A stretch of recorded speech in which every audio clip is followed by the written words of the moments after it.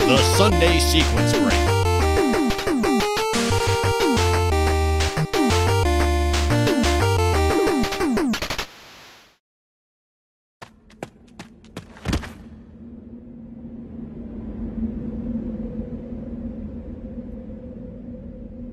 Card Wild Joker! One hard gangster Diamond! You can find me at the club! Have your pet neutered or spayed! Ow, ow, ow, ow, ow! I'm hurt!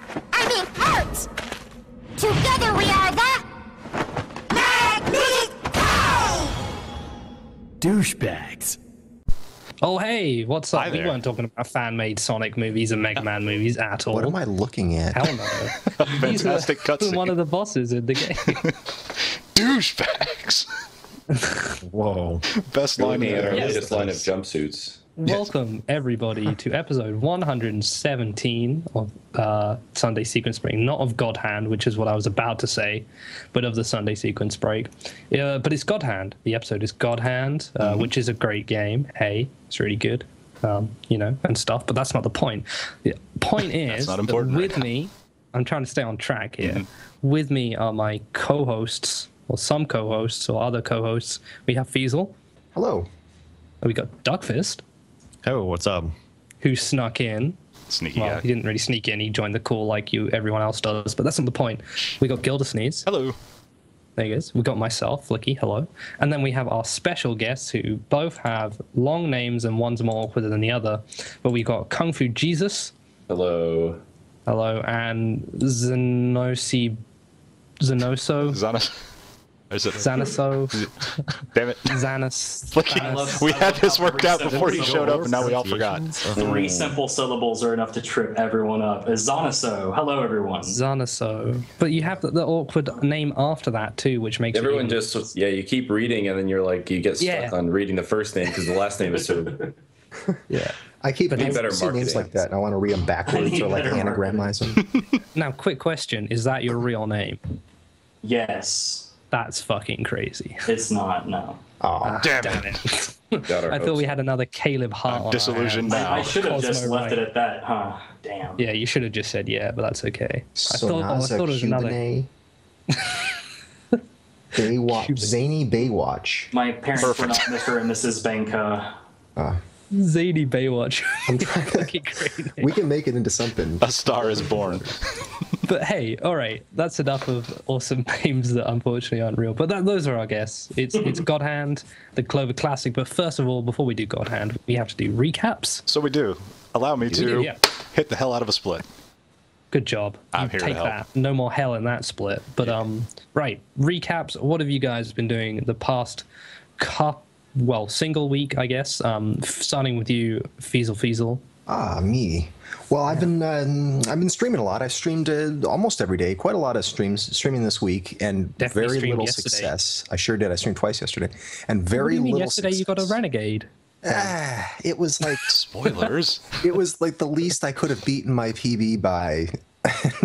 As soon as I got the run, I immediately erased the disc because I didn't want to like have that debate with myself over whether that was worth submitting, because I knew I really shouldn't, because I can do a lot better.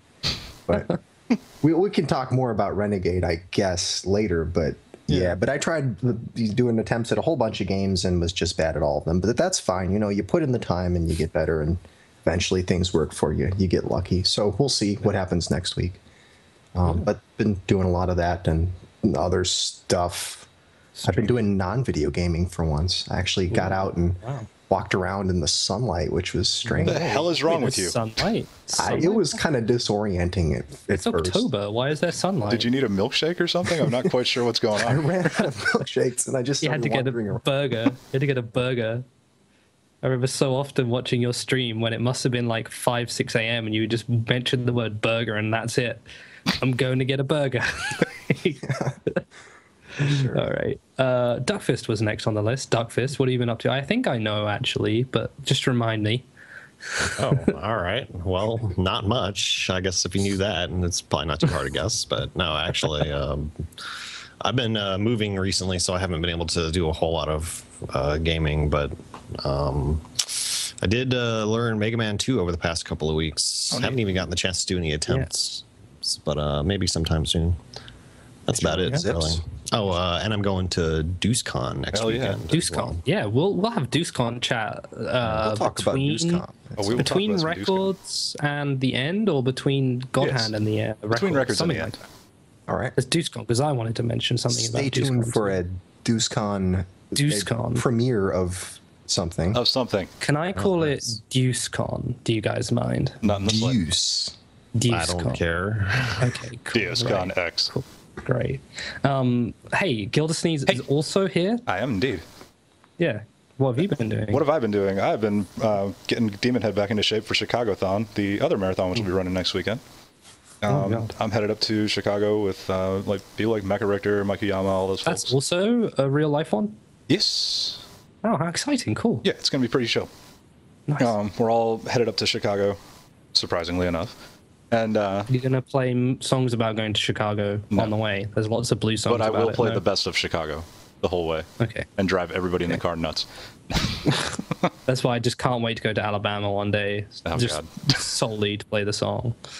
But yes, I've been working on Demon Head, and then of course some more trials and stuff like that. The new DLC dropped, and well, I'm pretty addicted to that game. And I guess you picked it up?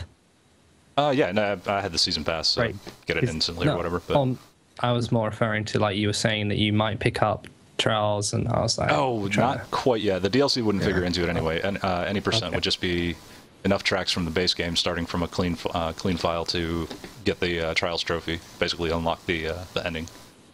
Okay, that's fine. Yeah. Like, you don't have to make segues for normal conversation. You can I just got to save it for the segue records. one sentence into the next sentence. I got what you were going for there. As far as speedrunning goes with Demon Head, I played a bunch of Worms last night, and then could not fall asleep, so I was like, fuck it, I'm going to practice Demon Head, and then I'm kicking myself in the ass for not recording because I was on freaking fire. Pretty sure I PB'd last night, but I wasn't running a timer and wasn't recording it, so 0 proof, therefore no PB. But not recording is a good way to get records. Exactly. It's like, oh man, I'm totally relaxed. I don't have any pressure. Holy shit, I am fucking this game up. Absolutely right. All right. So that's it. What have you been up to this past week? Yeah, cool. I have done not much in the world of speedrunning. I'm sort of waiting for Legend of Korra to come out, because as weird as that sounds coming from me, with Bayonetta 2 coming out very soon as well, I kind of think that, like, I'm pretty interested in it, and it seems like it might be quite short. So it seems like something that's definitely, if it's fun to, play, then definitely something I'll actually, like, consider running too. So I'm kind of waiting for that at the moment. I've been playing and being bad at fighting games again, like the usual. Instead of playing and being bad at speedrun games, I've just been playing and being bad at fighting games. Well, I thought speedrunning could use a break from me bringing down the average for a few weeks, so I thought I'd move over to fighting games. Those guys are getting a bit good, so I thought I'd, bring them down a notch. But yeah, that's that for me. I'm going to DreamHack, I've confirmed to, pretty much, so I'll be heading to DreamHack and planning to do some, like, really good commentary there was my idea. I messaged a few people to see if they wanted me to, like, learn commentary. I thought I'd go down the Golden route, like Golden realized not very good at speedrunning, so I should maybe do some. No, I'm just kidding. Whoa. I'm just kidding. Anyway, Just burn all the bridges now. No, my God, it's fine, dude. It's fine. Don't worry. I am good at No speedrunning. one's listening. You can say whatever you want about anybody. No, I'm just joking around because, yeah. It's fine. It's one of those anyway. like those who can do and those who can't commentate. Is that Right, exactly. Yeah, that's pretty much spot on there. But yeah, all right. Guests, Kung Fu Jesus. I guess I don't know if you do that much speedrunning right now, but you know, No, you've been doing not anything really. interesting in the last weekish? Well, Maybe to do with games. I have to prepare for the new Borderlands game, so I'm replaying Borderlands 2 using Psycho. Because I had that Hell DLC yeah. and never used it, so I'm playing through it again. Absolutely hyped for that game. Yeah. It's still just as fun as I remember it, but I have played that game quite a lot, so it's not. Yeah. I'm getting antsy for the next game. Well, Aside from Oxygen. that, not much. Can't wait for that oxygen management. Oh well, I'm Do gonna not maybe, call it a butt slam. it's gonna be claptrap for me to get my mind off of the oxygen management there, Niche of the We Lawbringer. can- I can't give up dual we wielding can- after and playing to be the most Salvador. annoying character in the game because it's gonna be. We can immediately move away from Borderlands after I say this, but I cannot understand the appeal of Claptrap. I'm not sure there's been a more annoying, unfunny character ever made. The fact that you're playable and they tried to make that an advertising feature, I was And like, they keep adding more and more of him, culminating in a playable character, is Right, completely exactly. unreal to me. But whatever. until the point where you can't get away from him even if you wanted to. Anyway. Right. Yeah. Fine. And Zanaso, what have you been doing? I know you've been playing God Hand, I think. I may have been playing a bit of God Hand. I'm looking for more things that I can push myself to do to potentially learn new strategies and new things that can and cannot be pressured and broken. And I'm also in a pretty extreme hunt for other potential speed games that would be up the same, like in the same vein. Well, you know, there's plenty of platinum games that are really good. I am also very interested in the Legend of Korra game. Yeah, there you go. I know Do people know about that? Like outside of this group, or very not well advertised at the moment. it just looks like to the casual observer that it's like a shovelware cash-in game for Korra franchise, but it's being made by Platinum. So that's the confusing part. So it's probably going to be at least somewhat good. So We who can knows? dream. I'm only getting it because it's Platinum. I tried watching the show and I didn't get much out of it, so I'm buying it because it's made by Platinum Games and it's Precisely. going to be quite cheap, I think. So, Same here. Perfect. like, yeah. But anyway. Try that. I mean, I think Kramer and Petrix are going to buy it as well. So there's at least 3 other people who have speedrun who will be playing it. So you should, yeah, cool. All right. Hey, let's go straight into God Hand though. Shall we? That is, yeah, that's also a game Exploit. made by the Platinum dudes back when they were Clover. A lot of them are the same guys. Last Released game they right made, as- unfortunately, released right as Clover was being disbanded. shut, and late in the PS2 release cycle too, like pretty late, literally just before PS3 came out, right? A few months. Late 2006, I think. Yeah. Yeah, late So, yeah. 2006. All right. So tell us about it, God Hand. What is it? First of all, said a bit there. Like, wait, I'm trying to get down through the. Oh man. Oh yeah. So yeah, what is God Hand? Tell us about it for those who've never seen God Hand before. Which includes me. I've never played God Hand. Right, you've never played God Hand. So I'm gonna be the foil. I'm not going to be mad I at have you because quote I know unquote how played God Hand, not at any It's kind of very- technical level. it's surprisingly hard to find. Well, now you can get it on the PS3. Oh really? There's a PS2 Classics remake of it. Andy. It's not strictly a remake. It's the PS2 Yeah. ISO being emulated on the PS3, so it's great for casual play and it's great for access for people who haven't played it. But Yes. for anyone who plans on picking it up for serious, PSN is not the way to go. That is 99% of the people out there because yeah. True. Oh, come on. Everyone wants to pick up super difficult games for serious. Absolutely. Yeah. All right. So tell us about it. Like, what's the basic story premise? Like, what kind of game is it? You know the Well, deal. story Whatever's in premise- the first box. Story premise irrelevant, but if you really want to know, That's exactly the right answer. yeah, you are Gene. You are a young man who wakes up with an arm that is not his, attached to his where his arm used to be, and it has the power of God, and he punches demons with it, and that's what you do. And you have moves. You have moves, and you go around and you press buttons to engage those moves and defeat your enemies. So what you're saying is less storyline than Doom. I don't know about that. This game does have. Okay, just checking. Half of the course in this genre of game, where it's pretty much yes, beat there's ass. a storyline, and yes, it props up a lot during cutscenes, but it's not very good, and you tend to ignore it anyway. And it's just more there so the writers at the company had something to do. Are you kidding? It's It hilarious. does set up a decent number of silly jokes, though. Yeah, I was gonna say it is pretty damn funny. The game is basically, it doesn't need a story. So the fact that they included one, they're like, well, we may as well just be as ridiculous as I possible. think it was more that the guys did such a great job on the Akami story, they thought they didn't want to let them go. Well, we really can't afford to make you do anything real deep this time. But it's very wacky, right? Yeah. Yes. To say the fucking Wacky's a word for it. Yeah. Extremely Poison wacky Chihuahua. game. That's all you need to know. It's one of those very technical sort of 3D beat 'em ups and notoriously difficult. Mm-hmm. Yeah. It has like easy mode, which is not easy. Yeah. Easy mode with my ass. So the whole game revolves around a level system of difficulty where the better you do, your level goes up, and it gets harder as your level increases. And easy is locked to a maximum of level 2. And it goes up to 4, right? it goes to level 5? die. It's slightly Die. different. Die is That's technically level 5 according to the Right. numeric The system, but it's the 4th level difficulty. And you don't survive very far beyond 2 if you try and play this game. For the first time? Yeah.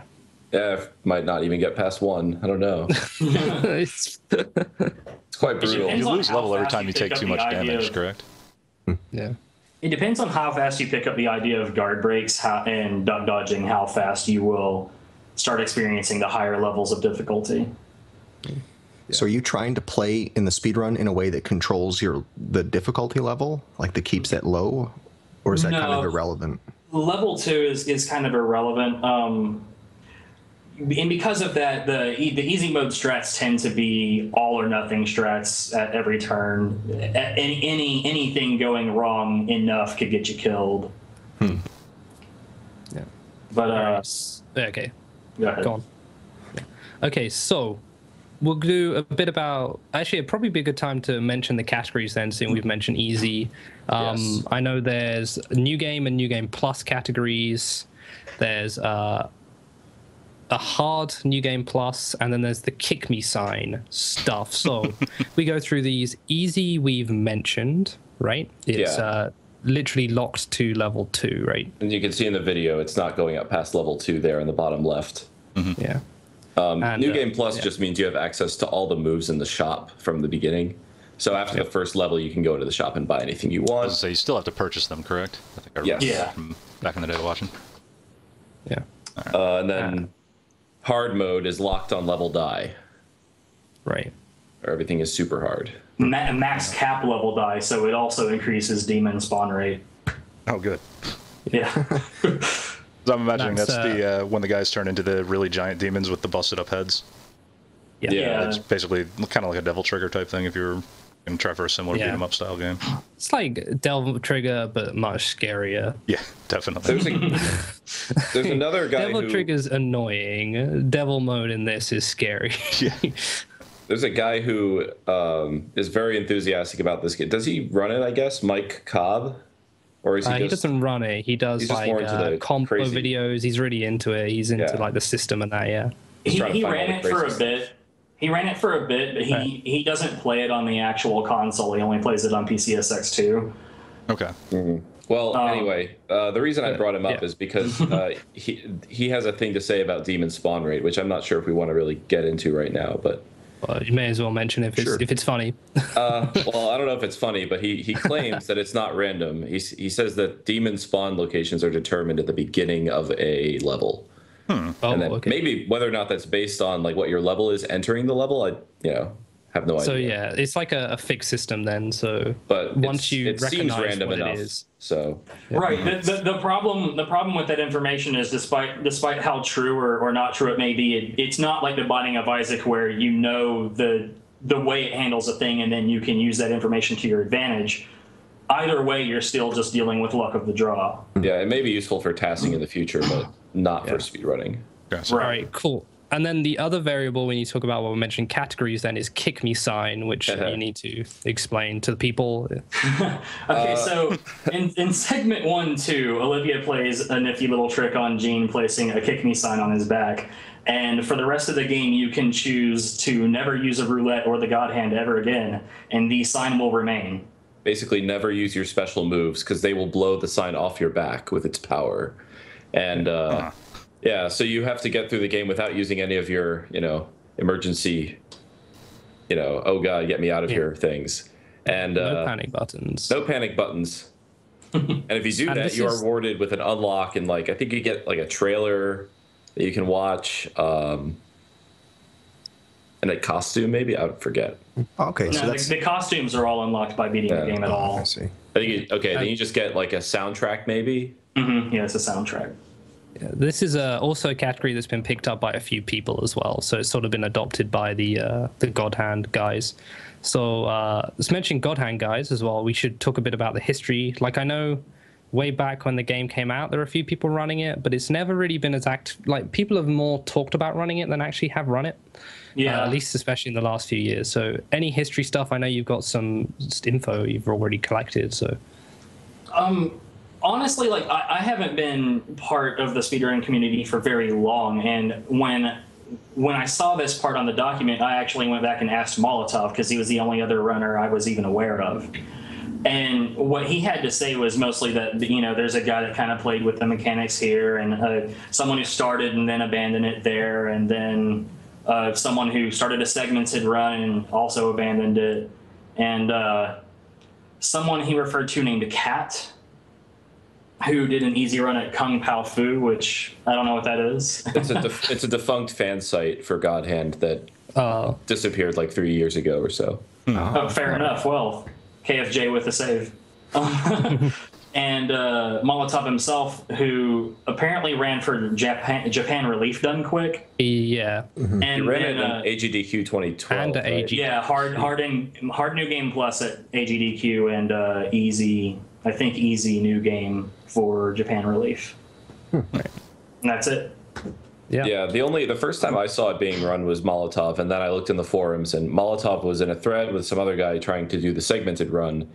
But the game is very RNG, so this guy was playing the game a ridiculous number of times, trying to get absolute perfection from each segment, and I just knew it was probably not going to happen unless he spent thousands of years. Yeah, he got to. I think he got to segment 4 or 5. What was his name? Red Limit. Okay. Right? Mm-hmm, yeah, was that the guy you're thinking of? So he got to segment 4 or 5, and the thing was that he would spend ages on segments, and it would come away, and it would be good, but there'd be a glaring error. It might even be a second or something, or 2 seconds, but it just made it that's a shame. And I think you just realized there's a lot of people who've tried to segment games like this, that getting absolute perfect stuff on games like this in segments is difficult. So I think it's also very tiring. What's more not that fun. What's more about segmented runs is that they're better for games that don't have carryover variables from one stage to another. Whereas in God Hand, you have to very meticulously maintain your resources and know when to use them and not to use them, such that they carry over to the next stage in good states. So because of that, segmented, and no disrespect to Red Limit at all, the segmented really doesn't make sense for this game. Yeah, it's a lot of that. I think people who try in this type of game usually realize they'd rather just do a single segment, and then they can leave those half-second mistakes in the run without getting angry. And it's a lot more fun to do a non-segmented run. Yeah. All right, so now we've gone through history and a bit about the categories and what the game, what it's about. General techniques. These are really cool. So this might be somewhat in-depth for those, just as the nature of these sorts of games. It is, and for those watching, we'll try and make sure it doesn't get too out of hand, or that we can explain it in layman's terms if you can. But you guys, we have a nice list you've made for us. So we're just going to go down through this list. You guys can take them as you wish. So I guess the first one, whoever wants to go for it, grab it. I would just like to say something about the very basic flow of the game is about trying to bait your opponent into doing a guard and then breaking that guard and then wailing on it. Like that's one of the most basic things, and it's something that's almost so basic that playing for so long we just sort of ignore it. But for like 99% of enemies, that's how you're going to try to take advantage of them. Because when you guard break, you put them into a state. What do you like to call it, Zanaso? It's like a stun. It's basically a stun before they're dizzied. Yeah. Yeah, it's like a stun, and you do more damage. It's like a stumble state almost, right? Kind of, yeah. A stagger, a stumble. You could call it any of these things. You can launch them when they normally couldn't be launched. You do more damage with your moves, just stuff like that. Yeah, if severely advantageous position, basically. So certain guard moves breaks are super important. Yeah, and guard break is a property of a move. So you have a move called guard break, but there are other moves that have the guard break property that you can equip. Now that brings Those are like utility moves, and then like you wouldn't want to put that move in a combo, for instance. Your combo button is you mash on square and it does the hit combo. And you can use other buttons to do at will moves. So it's sort of like if those who played Lollipop Chains, where it's somewhat similar to the stun attacks you have in that game, but better done. And that does bring up something that I'd like to discuss a little bit later, which is the money management in the game. Like, just because you do have to purchase certain moves, so it's like how much money do you need up to this point to make sure you can get this move when it unlocks and such like that. So actually, we could very quickly knock that out of the way. All right, let's do it. Yeah, go to that now. Yeah. At the end of stage 1, you need 13,500 when you kill Elvis, and for the rest of the game, it'll take care of itself unless you die. Okay, I take it death has a cash penalty. Yeah, when you die at the end of the stage, it lowers your cash reward for passing the stage with few continues. At 0 continues, it's 50 grand. At up to 2 deaths, I think it's 30. Okay, yeah, that's pretty damn significant. Yeah, it's significant, but also if you don't die, like 50 grand is probably enough with all the other bonuses to buy almost anything you could want. Okay, so you generally have all the moves you'd need by the end of the Elvis fight, or provided you're not dying at all, or a little further that. There's a buying order after that point, but like the money always takes care of itself unless you die in stupid places. All right, sounds good. So there's one thing we forgot to mention, which is New Game plus Easy is the current general category run, right? Yes. Yeah, and it's about an hour. We got it written down. It's an hour, 2 minutes, 53 seconds right now by Zanaso right here. Just to get that one out of the way, I just realized we forgot to say that. So, okay. Money management then. Do you do anything to get more money from enemies? I think it's just fixed drops, isn't it? No, it's random. Or is it's random drops, but I found that overall it can be yeah. very surprisingly consistent, like as a general thing. When I said fixed drops, what I meant is it's not linked to a combo system like it is in other games. No, right. I don't know why I said fixed drops. I sort of knew what you meant. The only times you can really manipulate money are there are mini games, various points, and the level you're on, the difficulty level, determines how much money you get from those. And there are little demon challenges, like optional arena fights that you can do. Same thing. Higher the difficulty, the more money you get. But you don't do those in the speed run. So you do the mini games, but yeah, it's dependent on your difficulty, your category for your run. All right. So first thing we have on our list then is dodge cancels. I just hit my mic, so hopefully that made a nice loud noise. Dodge cancels first thing. So as per usual, cancels are a big deal. Dodging is a big deal, and then canceling is like on top of that. Yeah. This game would not be feasible to play at all without cancels. Casual, speedrun, it doesn't matter. If you couldn't cancel, this game would be balls. just all the way through. But yeah, I would say like total actions during a speedrun, I would say at least 35% of them are cancels. Wow, that's high. Yeah. Because the flow, like I said, is you hit them until they guard break. But a good way to do that is 2 hits, cancel your combo, and then do the guard do the guard break and then cancel out of the guard break. If you notice they're not going to put up their guard. So how do you cancel? You can dodge in any direction. Also, a dash forward, so hitting the left stick forward twice is also a cancel. By far, the fastest way is the forward dodge, which is just a little duck swoosh dodge, like a boxing. Actually, I think just about right now he's on their version of the screen. They're fighting one of the traffic cone ladies. Yeah, and you can see a lot of like dodge backs and stuff like that. So it's kind of a perfect time to discuss that. Now you are watching, you will actually see what that is, and it's not just normal. I see all those little ducks that he's doing. That's a cancel. That's a dodge, and you can use that to cancel out of any move with a long cooldown, or any move really at any point. But if you cancel too early, obviously the move won't hit them. So I'm assuming, do you do that to cancel recovery animations, or do you do that because the first part of the combos are more useful, or? Either. Yes and yes. Okay. Certain moves have to be canceled in certain ways. Yeah. I'm trying to base it off my knowledge of why you'd cancel in games. So yeah, that's cool. Right. Frequently, the cooldown. Yeah. Yeah, especially for Yes Man Kablam, has a hilariously long, he takes forever to punch, and then he stands there and does a built-in taunt specific to that attack. But you can cancel out the rest of that and just get the advantages from that attack. Yeah. Gotcha. All right. Sweet. Okay. Weapon durability abuse we have here.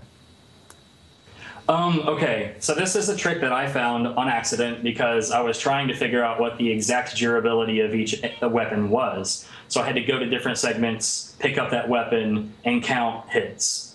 The basic rule is for every 3 light hits, you can get 2 heavy hits. So if the lumber, for instance, breaks in 4 heavy or 6 light. But what I found when I was trying to test that was I was getting inconsistent numbers when I was testing it on the sledgehammer and sneaking into Elvis's crib. And what I found was if you hit a breakable object and an enemy at the same time, it doesn't count against the weapon's durability. That's hugely useful for a couple of places, especially in 1-3. Oh my god, yes. Where you can basically take out the entire first wave of guys with a single, usually very wimpy 4x4. Yeah. 1-1 and 1-3 were improved substantially by that information. Cool. Good find. Yeah. It's always pretty helpful when you have the weapon durability stuff. It's also in Bayonetta, made by the same sort of group, so interesting. Well, not the same way, but there's ways to increase your weapon's durability weirdly by dodging when you use it. Only works once though. But hey, cool. High side kick cancels. This is an old and good thing, right? If I recall. Well, its goodness is debatable, but it is certainly an old trick. Okay. It's basically necessary for like a hard run, isn't it? The simple version of it is that you high side kick to launch somebody such that they hit a wall, and then you duck, dodge, cancel, and repeat that over and over until that enemy dies. I think I saw you use it on the Elvis boss fight here in the record run. On stage 1, that is a heavily used technique, and the reason people run New Game Plus instead of New Game is because you get to discard that technique after stage 1 because it is bland and boring. And it is very easy to make your thumb raw doing that for an hour and a half. Yeah, it's not interesting to watch. It's not interesting to play. It's just, and it doesn't feel right. Exactly. But it's very effective. Like, there's no denying it, how powerful it is. This is kind of like some of the F-Zero GX techniques we learned about, like snaking apparently can actually damage your hands from repetitive motion. So good. Yeah. It's but in stage... Go ahead. What's the motion for it then exactly? I'm wondering if it's like sky high canceling from Metal Gear Rising, which hurts my wrist. Right stick forward, repeat. Oh, okay. It's like right stick forward and then whatever button you have, and then right stick forward. It's a rhythm that you can get into. Right. But I don't know. It's not really about how painful it is. It's about how unfun it is to do. Yeah. Yeah, there's a similar reason for why a few people like to do like Devil May Cry, some of those games on New Game Plus, just because otherwise the first like 5 levels of one combo, not much fun. And maybe that's just like my background as a Let's Player, but like it's vastly more important for me to have something entertaining than for ultra fast. Oh, right. Believe me, that plays right into punch. speedruns. Yeah. Once you've got an optimized strategy, it's like, oh, Jesus Christ, I just reset. Now I've got to do stage 1 again. The faster category also does remove that, so that's a double. Yeah. But it's also, like, in New Game Plus, I actually do have to use guard breaks, and they're a huge important part of the run. Yeah. We're on max speed jab cancels. Max speed jab cancels are awesome. Okay. So I can credit this one to another streamer who was playing casually when he just, I don't know, as a gut reaction, put the Mach Speed Jab as his first hit in his square combo, which actually isn't a good idea, but it got me thinking.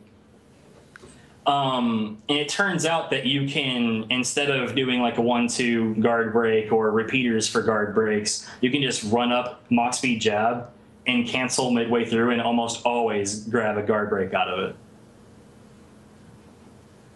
Right on. So thank you, Beardo, for accidentally teaching now me my things. favorite streamer name ever. Actually, their channel is Oh My God, a Truck. Even better. It's a pretty good name. Following immediately. Let's see who's streaming. An idea that goes through your head. You're like, oh hey, oh my God, a truck. I can see why you'd watch them. Perfect. It'd be one of those people where you sit down and watch a stream. You're like, okay, maybe this guy will find something, and you watch 25 hours of terrible gameplay, and you think, nuts. Yeah. I have made a mistake of watching a few streams. I will not name drop the negative ones because that's not professional. Please don't. Yep. Remember, casually professional here on this show. Yeah, casually. Watch Flick. All right. And then we've been very professional. I've only coughed once, and that was not my fault. That one was my fault. But then we have, finally, on our list of general techniques, we have Yes Man Kablam. Best named technique. Just saying. This is a very good technique for the beginner, actually. You would describe it? It's a good technique all around if you can figure out where to put it. Yeah, description. What is the Yes Man Kablam? It is an extraordinarily slow punch. Like I mentioned earlier, has a built-in taunt on the end of it. But the purpose of it is that when it hits enemies, it builds up your God meter by a lot. Okay. 5 hits with that is a full charge. So it's like a kind of a speedrunner trade-off right there. It's like, do a bunch of Yes Man Kablams. Yes, it's a slow attack, but the payoff is you get a God hand meter, which wrecks the shit out of everything. So. Yes. All right, victory. And it's a hilarious move if you actually let it go all the way through, which no one does. Hey, he's doing an out-of-bounds glitch, one of like 2 glitches in the game. Perfect. Yes. We're right about to talk about glitches too. We've just got to the glitch sections, and this will be absolutely perfect for you to mention these now. I've highlighted or to go that back one in time recently. Like I recognize that out of bounds. Yeah, there you go. Yeah. So would now be a good time to talk about out of bounds then? Yeah, why not? Yeah, sure. Let's go ahead. Okay, so that out of bounds works because the loading segments of this game are broken and stupid. Excellent. The reason that one works, at best theory, is that the game still has some common assets from earlier segments in the stage that it doesn't need to load, but it presumes the same amount of loading time, i.e. the black screen. However, the gold text for the actual loading prompt goes away a few frames earlier than that. So if you sidestep quickly to the left, you'll go slightly out of bounds. And if you move quicker after that, you'll completely slide through the wall. So then, go. The easiest way to do that is to simply hold the right stick to the left during the loading segment, and he'll do that first step without you having to time it. That's So pretty good. There's 2 out of bounds in there? There's another one that doesn't actually help. Okay. Oh, okay, I see. The worst speed tricks. What do you exactly do with this out of bounds? Do you just run through a room, or You just run around the stage and you're done. You Oh, you skip just the get the whole level. stage. Cool. nice? Or yeah, that That's always segment good. of the stage, rather. All right. Terms. These will be on the quiz later. Fantastic. It's So multiple then, choice, but he- study. Yeah, hang on.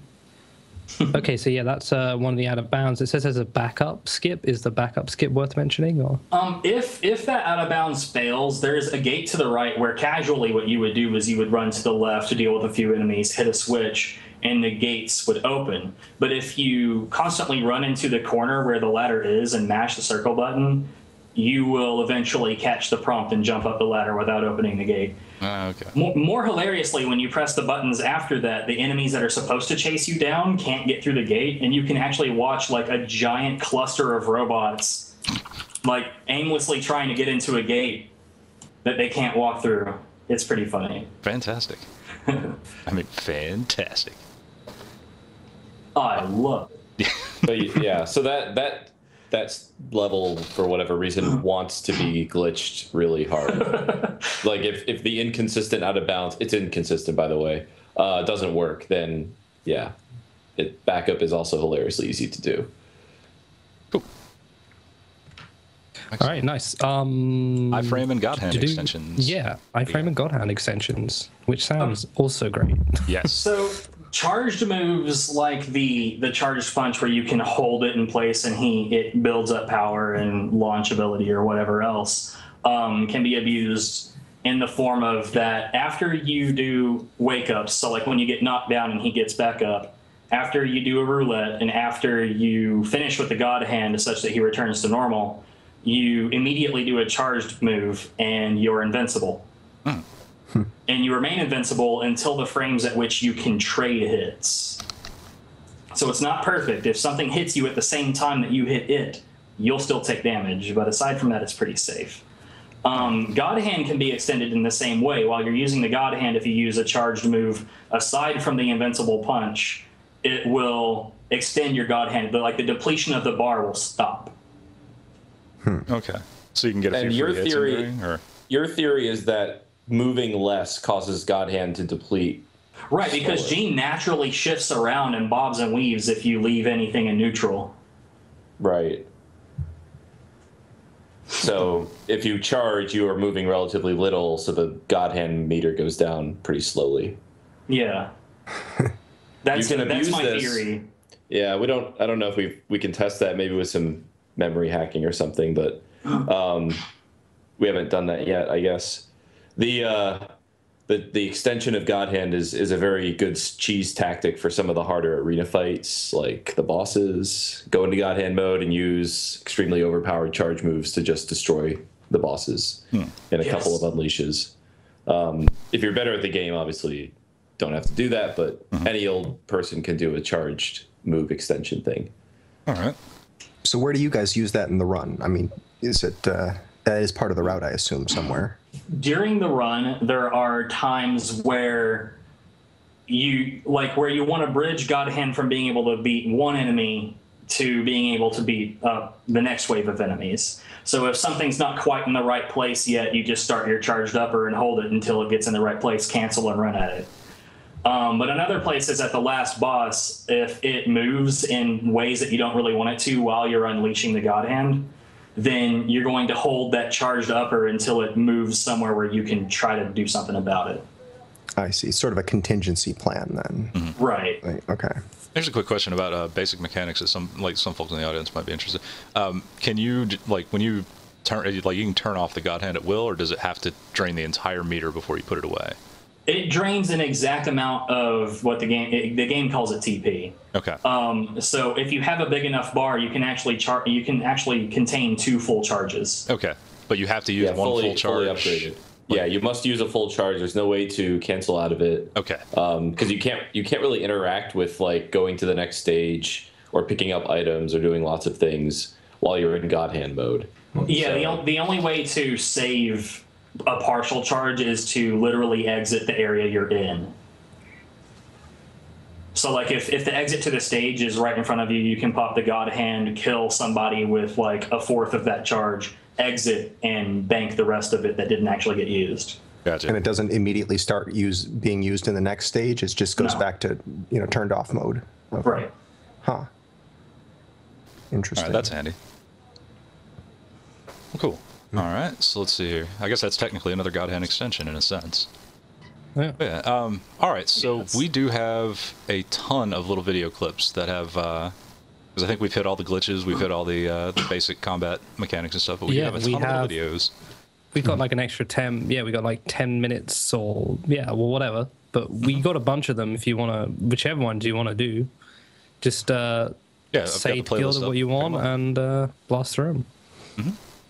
Yeah, you can just go ahead and put them on like back to back, and we can explain them as they go. Are we gonna have enough time, or easily enough? I was saying we did lose 10 minutes to the. Yeah, we lost a little time to that, but It's okay. I mean, we're making good time as we go. Yep. Yeah, I didn't pause the timer or anything while we were in limbo land there. So. We are on gold split pace now. It is technically speaking a gold split pace, though it is a segmented run at this point. So at the beginning of that segment, the very first kick is very important. You want to kick that first enemy through that post such that the canopy lands on him. And then the very next hit will kill him. Okay. And he is generally dead before the first second of actual gameplay is actually over. Fantastic. Right here, we're seeing a lot of the weapon durability abuse. This 2x4 should already be gone. Oh, but you're breaking the tables, and that just okay. Yeah. So it's any breakable object. It's not just something that contains an item. It's like right. Oh, yeah.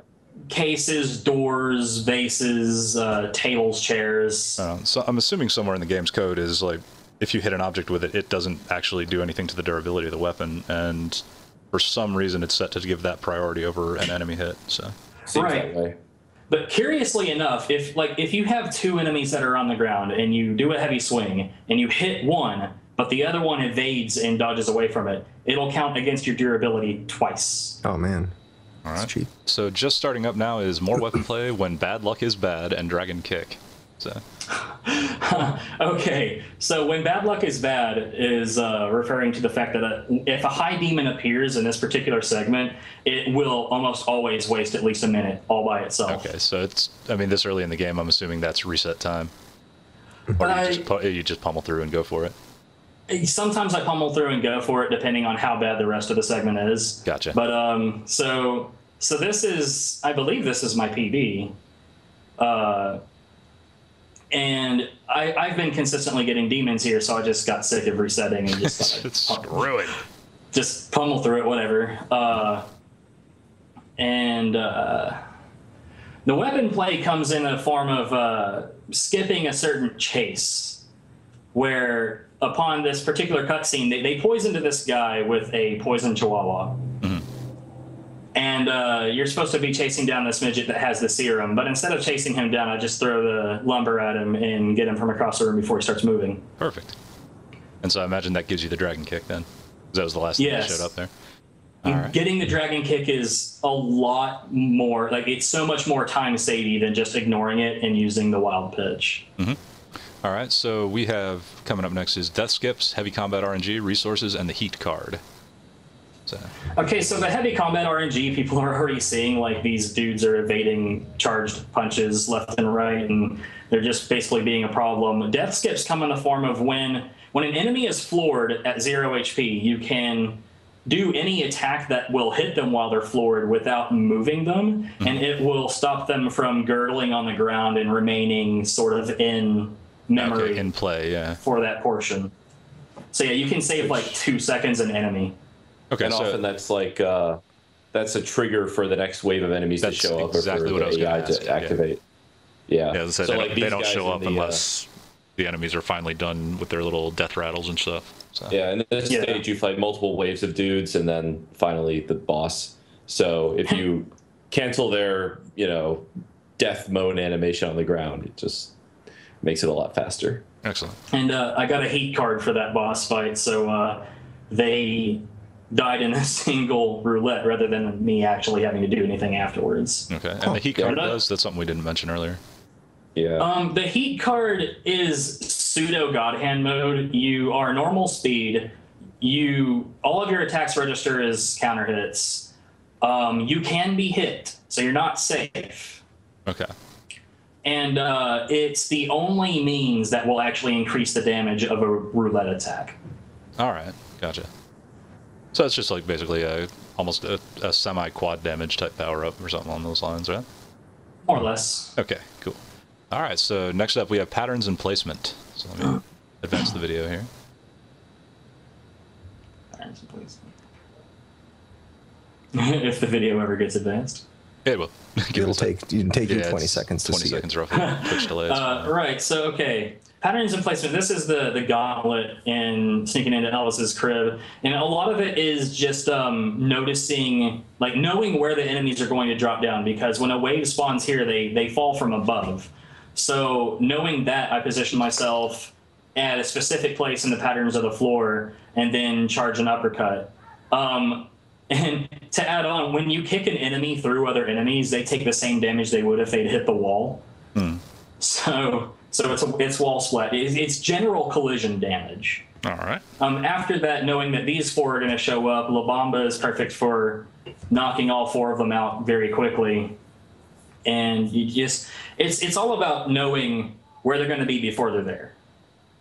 Excellent. And it saves an excellent amount of time. It's really good speed stuff. All right. And this is sort of where you see the difference between like a kick me sign and a non-kick me sign. You wouldn't be able to use La Bamba there. Okay, yeah. Because it's a god roulette move. Right. All right. Moving to the next one, which is high sidekick cancel behavior. And I do believe this will be the Elvis boss fight. So. Yep, looks that way. Okay, so I really wanted to point this out because it's integral to teach someone who's new to high sidekick cancel why enemies don't get dizzied while that's happening. Launchers do not dizzy enemies ever. And so after you've done some high sidekick cancels on an enemy, especially when they're being this problematic, every one of those recoveries cancels out the damage that I've done, and he's trying to get away from me, obviously. So that's extremely bad RNG. But at the end of it, all I have to do to get him dizzy is punch him once. Just any normal move that has basic facets to it will cause dizzy, but high sidekick cancel can't do it. Okay. Right on. And you can kind of, like, I'm going to let it play a little bit one more time, like once the high kicks cancel. You can really faintly see, like, the dodge in between each kick. It's kind of hard because it looks like part of the kick animation, but yeah, there's like a dodge cancel in each one of those. So that is pretty wild. Okay, so that is why an hour and 40 minutes of that is rubs your thumb completely raw. Yeah, when you're saying it's like right stick up and then a kick button, fuck that. Pardon my French. Every time. Yeah, no thanks. You get into a rhythm, which makes it look like the same exact move every time, but it is very manual. Right. And it's actually harder than it looks. I can imagine so. All right, so repeaters. Starting up the next video for that. Repeaters is something I found out on accident with an extremely old strat that involved grinding money a bit more in stage 1 and having the Jab of God on Elvis. In which I found that if you use the God Hand and you duck, dodge, and cancel just the jab repeatedly, after the first one it registers as a counter hit. Oh, okay. And I still don't know why it does that. But right here, you're going to see me use it on Mr. Scratch, and then he blocks, but he blocks a lot quicker than he normally would have. And it's because it's pseudo-registering counter hits, so not getting me the damage, but counter hits encourage enemies to block. All right, makes sense. Jab of God, by the way, is a New Game Plus exclusive ability. You get God versions of moves that are very, very powerful and cost a lot of money. Okay. So, yeah, that's part of... And when you use one of those moves, your arm glows when you swing. And those are the very reason that New Game Plus is preferred, because without those, it would be high sidekick cancel all day. And yeah, boring as hell. Kind of boring. All right, so environment and disregard for safety. Sounds like my favorite tactic. Yes, giant enemy crane. Basically, you ignore all the things that are trying to hurt you. That is literally the name of the stage, by the way. Fantastic. Giant enemy crane. You ignore all the things that are trying to hurt you, and you just go for the gold. Sometimes the game doesn't like it when you do this. But right here, I got lucky. The crane took care of the things that would normally be chasing me, and I just got to run it down and do what I normally do. But you can get really unlucky with those enemy patterns, and if somebody grabs you, if they as much as just do a grab that you have to hit cancel on, you completely miss the cycle. All right. Waste at least 18 seconds. Oof, that is It definitely takes a long time for the crane to track you and then come down again. All right. Right, the first time it comes down pretty quick, but when it's already done it once, oh yeah, it takes ages. All right. So running attacks and efficient movement. This is a pretty short clip, so it's going to. It is a very short clip. This is just showing how you very quickly push these boulders into place on the cliff ahead. And the thing about it is that for the most part, like there's 3 different running attacks. There's a slide, there's a dive tackle, and there's a jumping kick. For most general combat, you're either going to use the slide the slide kick or the jumping kick. The diving tackle, on the other hand, has a different utility in the fact that it hits multiple times. It has multiple flashes of a hitbox. And on inanimate objects, you can use that to your advantage. All right. So a jumping kick is usually used to stagger an enemy or get him to, like demons especially, to give yourself time to start wailing on them. And a sliding tackle is used to knock people over. Okay. The sliding tackle also moves your hitbox, so if used appropriately, you can sort of run through things that you really shouldn't be able to run through. Fantastic. I love it. Wow, I just quoted the game twice unintentionally there, but you know, whatever. Awesome. They are very ordinary quotes. I mean, it's Indeed. not like you were really stretching it, like you said Mamma Mia or something like that. That is not in the game. Indeed. Never says Mamma Mia. But the enemies do quote Mike Tyson left and right. I'm still surprised that they never say, "I'll eat your babies." All right, so Elvis 2's behavior. What do we got? Elvis 2's behavior is all about the beginning of the fight and the RNG inherent in that. In order to make him quickly jump down, you have to drag these 2 knife throwers next to him. Okay. Alternatively, they both have to be killed. And this right here, killing him quickly is 100% how efficient your cancels are after the straight. If your cancels after the straight aren't efficient, you're going to have to do some real wet work after he's not dizzy anymore. Gotcha. All right. Next, we have a fantastically described clip. So much execution and tanking a hit. So. Yes, 3-1 involves getting 2 enemies to be killed side by side by a combo that is not at all intended for 2 enemies. And you do that by locking onto one, sidestepping to the right, and swinging such that the other one is sort of in your way. But the targeting system doesn't change because you're still focused on the one that you did the sidestep on. And the sidestep is key to that. If you don't use a sidestep, the targeting system can change and focus on the other one. All right. Yeah, the targeting in this game is kind of weird. It exists, but you have it's hard to control. So you'll lock onto somebody in combat, and you better hope it's the right one. Enemies. It doesn't, you can manipulate it prioritize sort of by well. using the camera. Yeah, you can use the camera and controls to try and focus on a different guy, but sometimes the game just hates you. Oh, I love that. So good. There's ways of canceling targets. Like if you back dodge, then it'll completely unlock whatever you're focused on. Whereas duck dodges and sidesteps will actually cause a lock if there wasn't already one. All right. Same thing with dashing forward. It'll cancel whatever you're locked on, so you can dash forward and stop immediately and sort of hope that the roulette is on your side and that you get what you want. Alrighty. All right. It's a rocket launcher strats. Yeah. Set up for rocket launcher strats. I still don't really understand why the shrapnel works the way it does, because here we see me landing a rocket launcher on an elite, and then an enemy all the way to my right, clearly nowhere in a blast radius, is obliterated by it. Hey, nothing wrong with that. I also quite like the best use of a rocket launcher in history is I'm out of rockets. Well, I'm just going to throw this at your friggin' face. Yeah, you can also hit them with the thing before throwing it at their face. Fantastic. Indeed, it is just like a normal melee weapon. And here, that's so embarrassing. Because of the heat card, I thought I'd done enough damage on this guy to kill him, and I hadn't. So I started running, and he wasn't dead yet. Oh no. These things will happen. All right. And I still saved a lot of time on that split because rocket launcher strats. Indeed.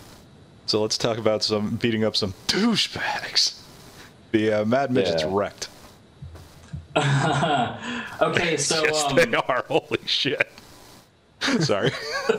If this is the clip I'm thinking of from a while back, this one's pretty good. It's not the infinite juggle. Molotov actually encouraged me to try using the God Hand on them such that it overlaps damage more quickly. And because he pointed out that the last two that would normally get into the infinite get there pretty late. And with the God Hand, the other three would already be dead. Then I could just rush them down. So it does save a little bit of time. But there are multiple methods to just lock all 5 of them into one spot and just keep them there forever. All right.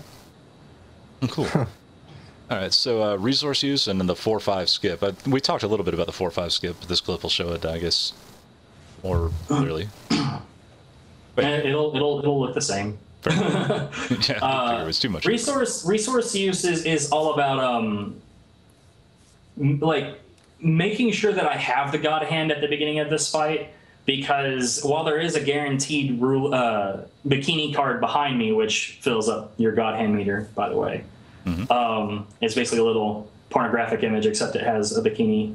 Fair enough. Yeah, because, Japan, porn increases tension. Anyways. Your godly powers. And my godly powers. Nice. Anyway. But yeah, in this particular instance, while the God Hand is super powerful, you also have to distribute it just right in order to get both Bruce and Felix dealt with very quickly. Otherwise, you have to deal with 2 enemies at the same time while dealing with Conchita, who is literally the embodiment of cancer. And there's the She's not very fun to fight. When you donate to AGDQ, you're donating to fight Conchita. Fair enough. All right, so grouping. Moving on to clip 4-6 here. It is worth noting that the 4-5 skip cannot be done from a straight load. If you're loading game at segment 4-5, it can't be done, and that's why that video includes both segments. Really weird. Well, like I said, it's because it uses common assets from earlier in the stage. Oh, yeah, true. Okay, makes sense. So right here, it's, big disregard for personal safety and grouping enemies together. So normally you would lower one group of these at a time, beat the snot out of them, and then lower the next group. But speedrunning, you don't, one at a time, what kind of crap is that? So you lower both down, you rocket the crap out of them. Generally, you want to throw that and get these 4 in the same spot, and then you use a God Hand, and then they're all dead. Fast, efficient. I like it. All right, so and it involves a rocket, so yeah. Well, no, it involves throwing the rocket launcher at the enemy after it's empty. That's the more important part. But enemy placement. Moving on to clip 4-7 here. Enemy placement is more like the gauntlet during the gauntlet at sinking into Elvis's crib, knowing where the enemies are going to be before they're there. But in this case, it involves getting a single charge punch to hit 3 ladies, and then using the flying cross kick, which is forward and triangle while an enemy is launched high enough in front of you. It's a shoryuken, or no, what's the other one? Hadouken? Nah, I don't know. It's a foot move. What do you do with your feet? You do the kicking thing, right? Hurricane kick? Hurricane kick, that's it. Hurricane kick, yeah. The foot kicks. Because he has the shoryuken, you press back and triangle, and he does a launcher jumping jumping uppercut, and then forward and kick is or forward and triangle is that launching hurricane kick move. Gotcha. All right. Another reason that this segment had to be included is because it includes an enemy called the Granny Smacker, and I hate him. My God, I hate him so much. This game has such fantastic names for everything. Granny Smacker. No, well, he drops a move called the Granny Smacker, which is basically useless, but he is a unique enemy that is, and he's big, and he just grunts a lot, and he has very interesting mechanics. Super armor all day. Like, he can't be phased by anything or interrupted. His grabs, he does so much damage. He will wreck you, and I love him for it. When I say I hate him, what I mean is I recently had a run that was 1:44 ahead, and I'm assuming things happened. And I came up to this enemy, and I wound up 1.5 minutes behind. Jesus, that's because I hate that enemy so much. All right, so that's why they put you in an electrified cage where if you can get him to hit the walls, it does a lot of damage. Except that it's really hard to make him move around the way you want him to. Because of super all day long. Yeah. All right. So the clip that's playing now is Rushdown. I'm assuming that's fairly self-explanatory, but You need to kill 3 enemies, and then a gate opens. And generally, you would be afraid of getting hit by cannon fire because there are fat man with bazooka laying on the ground shooting at you. Take this bazooka. I mean, it's a valid thing to be afraid of. Let's be fair. And, well, using the God Hand and realizing that there is a freebie God Hand drop on the left, I can just, power through that and, kill the 3 things with the least HP and move on. Right, okay.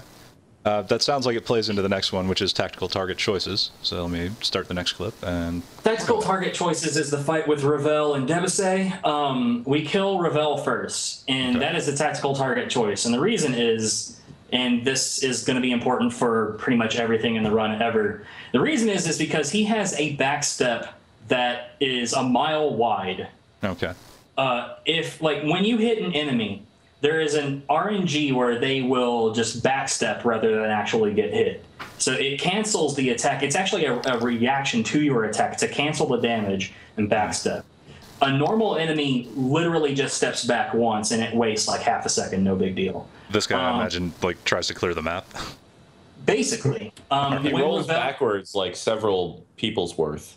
When Ravel backsteps, default, if you responded perfectly, you lost 8.5 seconds. I swear sometimes the game developers know that, somewhere out there, there's going to be this group of jackasses that want to play our game faster than anybody else. So, yeah, hold tight. I got this. Well, that's why you very rarely get any sympathy from them when you tell them you're speedrunning it and you know about it. And they're What, like, you're not going to enjoy the damn thing? Get out of here. Nah, we didn't make it for you. All right, unorthodox roulette use is the next category here. 5-8, starting up. I don't think this even requires an explanation. Fair enough. All right. But what you see is pretty self-explanatory, but the part that I will explain is that melee attacks from your roulettes have to have a lock-on target or you can't use them. Even if somebody's in range, if it did not lock on, you can't use it. Long range, on the other hand, because normally you have to push this ball along this electrified floor and stop in certain segments until you get it all the way to the end, whereas a shockwave will just carry it all the way. Sisyphus would be so jealous. Sisyphus doesn't have the God Hand. Yeah, pretty much. Scrub. I think if he had the God Hand, he wouldn't be in this current predicament, would he? He would have gone God of War 2,000 years before God of War. I feel like I should know this story, but I don't. It's the dude who had to roll the boulder up a hill in Greek hell. This is an unnatural fascination. Everybody has gone absolute robot for me. Hold on. Who's the current co-host? Not me. What happened? I know. It's fine now. It just had a little bit. Oh, the Skype just got weird. Yeah, Flicky's gotten robot for me here. Do you want to switch over to you hosting it, Kilder? It's up to you. No. If it's me, it won't change. All right. Oh, okay. I'll just stop talking until it I'll have to fixes. stop talking. All right. But let's see. Cliffs and enemies is the next clip. Let me go ahead and forward it up here. Cliffs and enemies is all about knocking dudes off of instant kill falls. In that particular section, if you're not knocking enemies off the sides of this cliff, then you're just wasting way too much time. And thankfully, just before this, you have to fight Samurai Joe, who drops a sword that you can very effectively use for this purpose. You just do heavy swings and knock dudes flying, and anyone that's not dead at the end of that flies off a cliff instead. All right. Yeah, let's see here. I used to use reverse hell kick for the same thing, basically, because it has a very wide hitbox and it's a launcher. And on easy, it would just launch everybody. All right. Reverse hell kick's hitbox is literally the size of a Hummer 2. It's amazing. All right. Yeah, Flicky, everybody in the call is fuzzy to me right now. It's coming kind of rough across. Oh, really? Yeah, the whole. Yeah, I'm let's getting switch it over. okay. Let's switch over to you Set running the call, Gilder, real quick. Okay. Yeah, let's see what happens. All right, call you back. Just a sec. Hello. Hi. Hello. All right. All right. Cool. Such comebacks. Yep, everybody is clear now. Just waiting on Flicky and Duckfist to pick up. I think we can probably move on. We're not important enough for Flicky or Duckfist. This is true. Sorry. No. Okay, fantastic. I like the name of the next clip. Extreme disregard for personal safety. We've gotten much worse about our personal safety here. So this is revered by demons. There are going to be enemies literally at my feet for the whole stage. All right.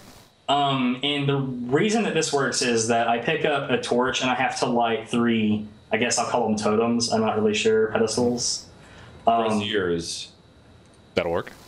You set things aflame, and while you're setting them aflame, things cannot touch you. And you are heavily relying on the RNG not to land you in the middle of a combo when the flames stop being a cutscene. Yes. Those martial artists guys, kung fu dudes, they're paper tigers, so they hit like a tank. Their combos are awful, and they go down very, very fast. Okay. If they catch you when you're not like in rhythm, they can in fact be total assholes. And now let's see. It looks like puppy time. I've actually got a.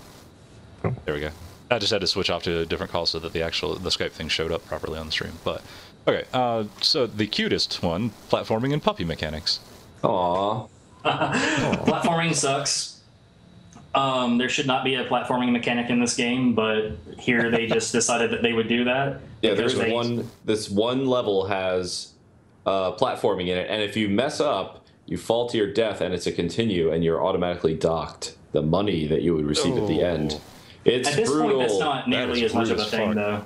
Oh, but it's just the principle of it. There's no reason for it to exist. The principle of it is that if you jump such that where you're going would have been a miss, and the game continues to think that for X amount of time, you can actually fall through the platforms. Oh, joy. Yep. So despite your good performance, you're still getting railed pretty hard. Now the puppy mechanics are okay. You throw bones across this chasm. The puppy follows the bones, but the puppy wants to follow them in order. The puppy wants to so bad. So what you do is you throw one that's way far out of its range that it's not going to see, and then you line up enough of them. As long as the line has a bone in sequence that is close enough to it, it will run, but it'll only go to them in order. If you throw 2 after, like, while it's going to the second one, you throw a third and a fourth, it'll always ignore the third. Because normally when he gets to a bone, he'll start eating it up. And that takes time. So you do 1 close to him, 1 right next to the dude that you want to activate, and then 2 more between those 2 bones to get him to just run directly to the dude. And if you don't do it properly, the second one will disappear before he gets there, and he'll turn all the way around. Okay. Oh. It's pretty nasty if you mess that up. And then he runs into like a mouse hole in the wall. It's really weird. Yes, he shows you his little doggy butthole, barks at a dude, makes him hit a switch, and yeah, he God he hand, burrows, I everybody. guess. God hand. This game. Let's see. The shortest segment in the game is 6-7. Anyone who's played this game is going to hate me for this segment. It's the Psychic Midget.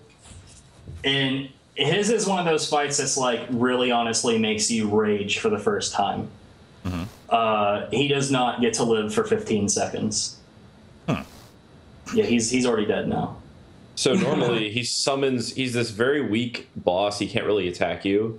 He gets on his pedestal and throws things at you, and you can't hit him. And he summons lots of elite dudes to come and beat your ass while you're, running around down there. And he's just very annoying, and he runs away constantly.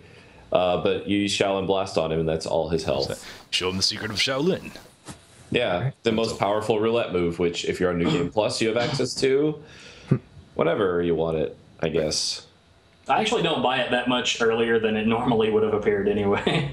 It's overkill, so... All right, so tell us about static drop. Well, in the interest of time, maybe let's, like, of the ones that are left, let's pick out, like, 3 or 4 of them that are, like... Well, there's 5 really left, important so that's... Oh, is there? I looked like there's more like 10 of them. No, there's...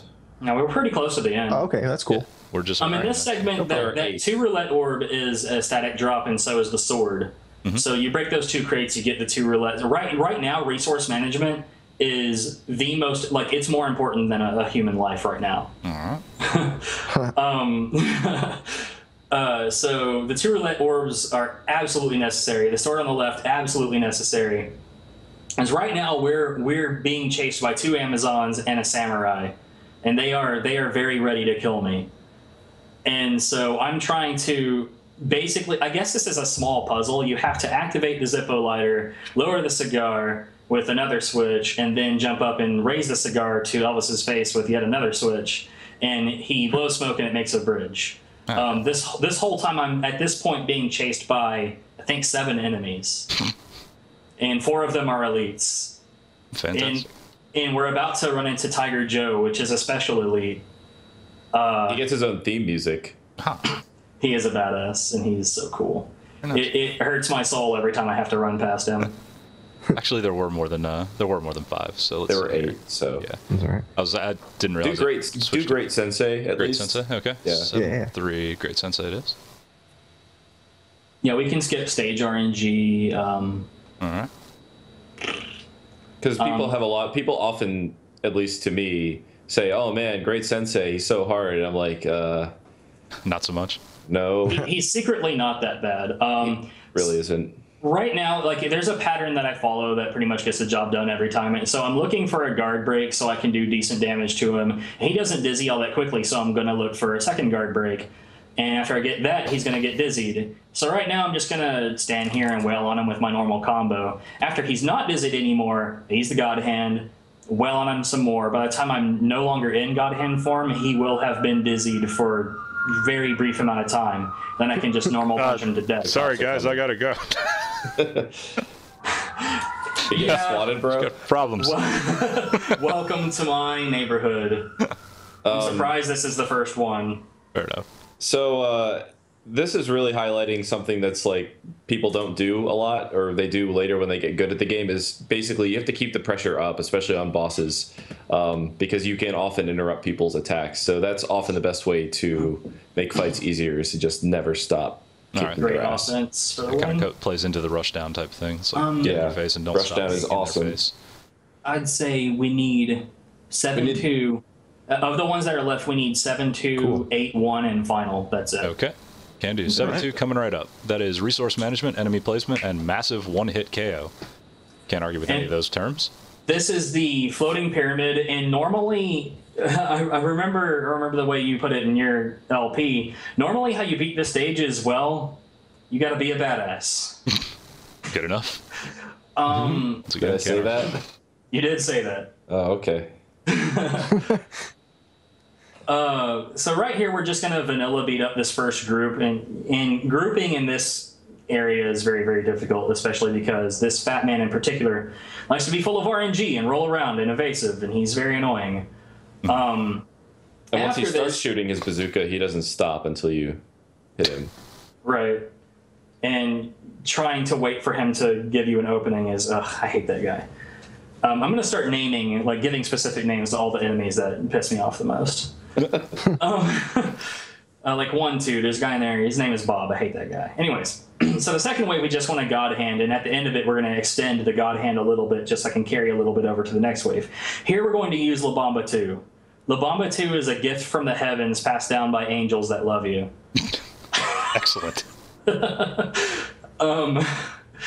And then it's just like weapons to clear things up without letting RNG get too involved.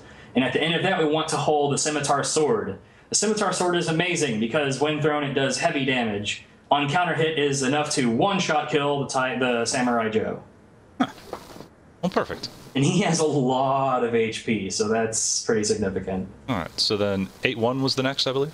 Yeah, 8-1 is the segment anyone who's played the game wants to see. All right, well, let's see that. Is this the Death Shudder? Yes, it is. So at the beginning of this, it is important to note that the first time that you kill a red elite, 3 red elites come out of the building on the right. And keeping in mind that we have La Bamba 2, we want those 3 to come out as soon as possible. So I punch out this first guy, they all come out. La Bamba 2, I hit like 8 dudes with it. Massive, massive damage, so good. And then we have to wait for the next segment because there's really not a lot else to discuss about this one. I'm punching dudes. Lots of punching. Definitely good. I'm a fan of lots of punching. Oh man, That's all this game has. It's awesome. I know. You should Well, play it. it has kicks. It has some kicks. Oh, well. Now, in segment 2, we need to run straight to the right, and I need to align myself at a position where my shadow sort of touches this little line where you can tell that the textures were, like, extended. And then we wait for them to all line up, and Shaolin Blast takes care of this entire crowd. And then you fight the Trident Demon, and it's on to the Chinese Connection, which we don't have enough time to see here. All right, so finally, before, even after all that tons of God Hand stuff, which I literally just sat here and listened to and watched to contribute to at all, we have a last little tiddly bit that we'd like to ask you to do, which is the how to learn God Hand bit, aside from the fact that they know about half the game now. Which is good. So you should have 3 points written out of advice for how to learn God Hand. They went over and above, and they have 4. Yeah. What if there's 4? Yeah. Oh, there's 4? Oh my god, there is 4. Look, I was trying to you just load can't it up contain the because I God lost Hand, the all page. right? It's fine. It's fine. None of us The have thing that special bracelet. The thing about God Hand, and I'm going to go Roshi from Dragon Ball Z on you, you cannot replace experience. Even if someone hand feeds you all of the best strategies, you won't know how to do them properly without knowing enough about the game firsthand. Aside from that, my main points would be learn to duck dodge. A lot of people, their instinctual response to trouble is to get away from it. Bad plan in God Hand. Yeah, to train yourself, just do not use back dodge at all. Even in a normal run, it's very situationally useful to avoid specific moves because it has a full body invincibility frames. But for general purpose, just beating up on enemies, just restrict yourself and don't use it. And just do front dodges, maybe side dodges, and guard breaks. Yeah. See where that gets you. Aside from that, and I can't say this enough, remain calm. This game has a great way of making you panic. Like, oh my god, there's so many enemies coming at me, there's moves, I don't understand what's going on, remain calm. I have 1 health, I have no roulette orbs, no God Hand, I don't know what to do. Right. Yeah, just plow through it. I was say, just assume Worst case scenario, remain calm, observe what's happening. At least you might die, but learn from what's happening instead of panicking. That's good advice for any speedrun, really. And the other one is just like, because the game doesn't have a tutorial for the I guess you could call them the hidden moves, like the dodge sweep, or the flying upper, the flying cross kick, the heel drop. It never teaches you about these. Are they in the manual? I can't remember. I've never had the manual, so that's a good question. I have the manual right here. There we go. Oh goodness. We're going to figure this out. Anyway, so there's moves that you can do situationally that are they're not mapped to any buttons. You can't change them. They're just there. They're just there. Yeah, that's your natural move set. And learning the dodge sweep once you get comfortable with duck dodging in general is amazing. It's glorious. There should be a sonnet written about it. Oh, it does have, in the manual, there are combos. You can do dash attack, low roundhouse kick is up plus triangle. So duck dodge plus triangle does a sweeping roundhouse kick to trip people up. The heel drop is a charge move, forward plus triangle while someone's on the ground.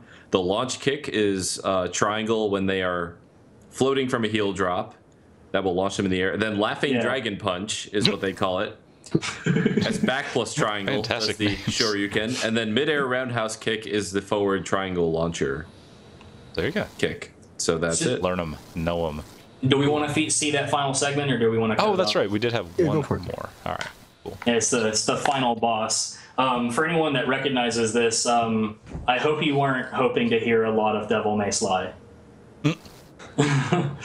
Well, people don't maybe know what that is, but it's the song that plays while you're fighting Azel, who is the Devil Hand, who has the left God, because you have the right arm of God and he has the left arm. Yeah, sure. Makes sense. See, there is a deep storyline. Oh, whatever. I don't know about deep. It is a sensical storyline. Look, that bird bats have functions. depth. There's some. It's there. Just saying. But right here, we're going to, like, Azel is a little redheaded stepchild, and he's going to get punched a lot. And then he's going to get 2 roulettes to the face, and then he's going to be gone.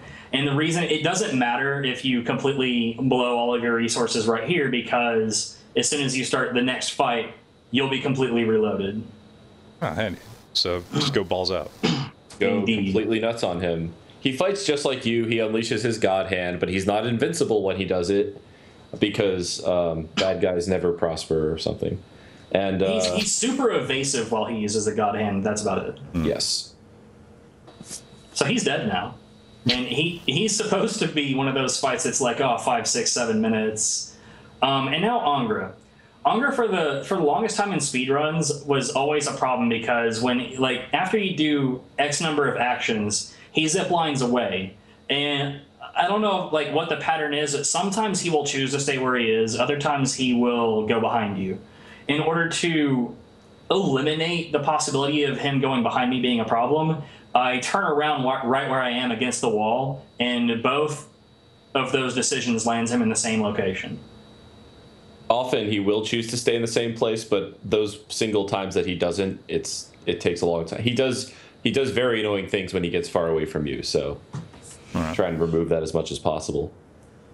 Cool. Mostly he's just a damage sponge, so you just have to suck it up. Just get in there and fucking Get punch in him there the and face. do as much damage as possible. Occasionally Constantly. kick. Which Maybe. Medibot has kindly informed us is like punching with your foot. If you're into that sort of thing. Yeah, maybe. Thank you, Medibot, for Fedibot. Yes. for being All right. you. Indeed. Are we done on God I Hand? believe I think we we're have done. wrapped. Yeah, I think All right. Oh, that's rad. Fantastic. All right, cool. We Bam, hit only that split. plus 24 minutes 20 of that was, or like on that split. 30 of that 5. was. Shut up. All right. I'm trying to are you make it guys better. Gonna stick around for records? I'm not going anywhere. All right. All right. All right, cool. Zanaso. All right, cool. Yeah. I'm cool for sitting around and making color commentary that doesn't really make sense. Sure. Yeah, You're too absolutely. Well, awesome. don't try and take my job, all right? But you know, Yeah, we are in the neighborhood for, or the market for a replacement for Flicker. so what we'll do is we'll call on you randomly, and if you know anything about any of the games that happen to come up, just chip in and shout or whatever. That would be great. Hey. Okay. You might Yeah. not want me to shout. My microphone is expensive and it will kill you.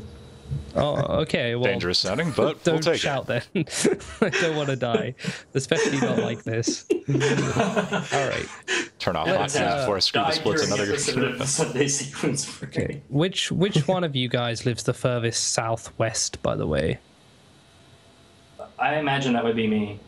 I mean, we Okay, all you live can- on a sphere, man, so, like, what does that even really mean? Dude, considering the sphere has points on it, it means a lot.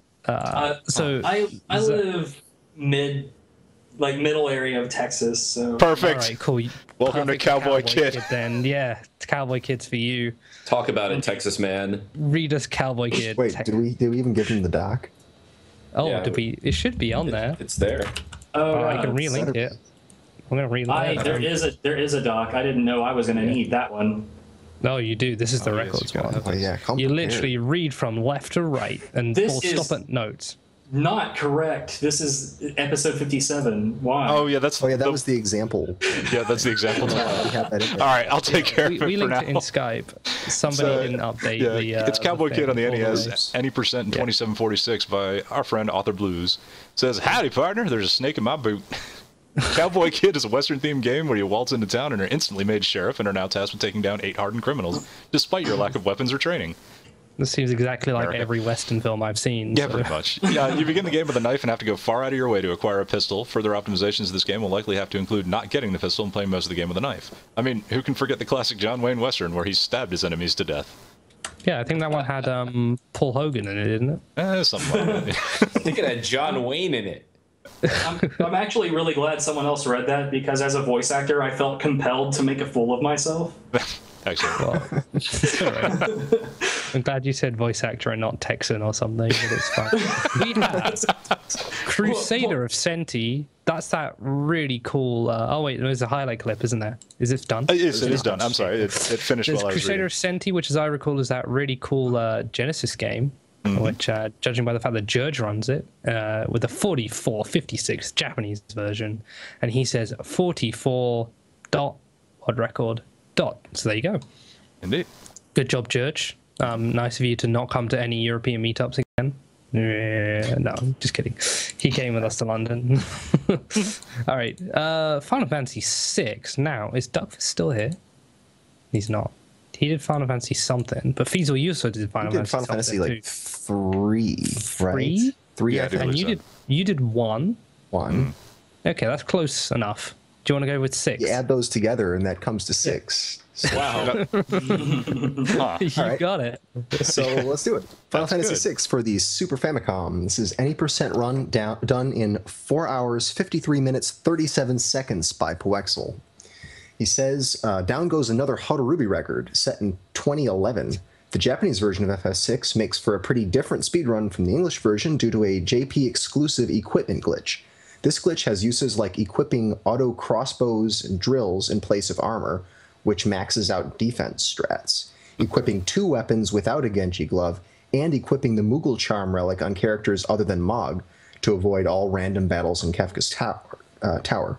This was possible largely thanks to improved routing with help from Essentia and LCC, like skipping some detours for extra money and combat items, using the equipment glitch in more creative ways to make battles faster and safer, and skipping 1 cutscene and 2 mini-bosses.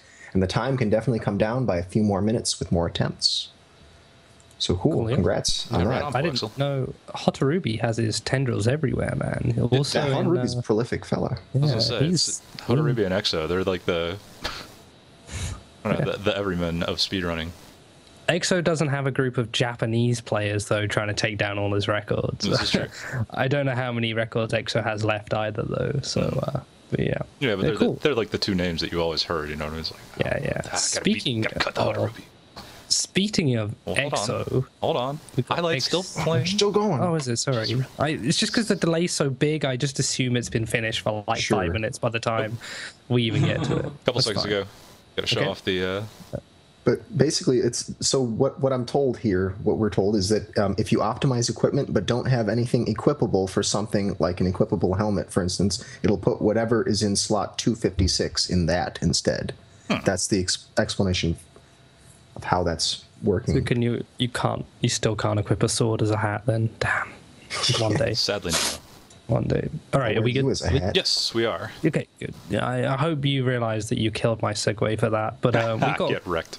we got God of War. One of our God Hands people can read God of War. Oh yeah, I guess so. Kung Fu Go Jesus. Zanaso. Oh, okay, good.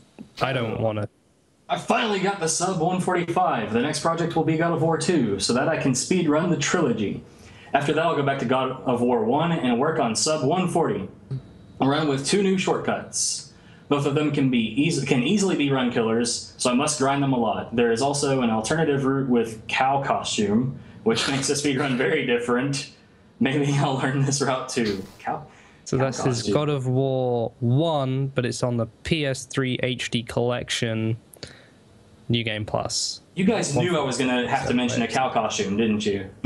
I think we just I don't went know. with it because it has I'm quite God enjoying the on it, businessman honestly. costume here. I'm not sure if we need a think- cow costume run, but I think you overrate our thing. It's just literally because God's in the name as well, as in his God hand. But yeah.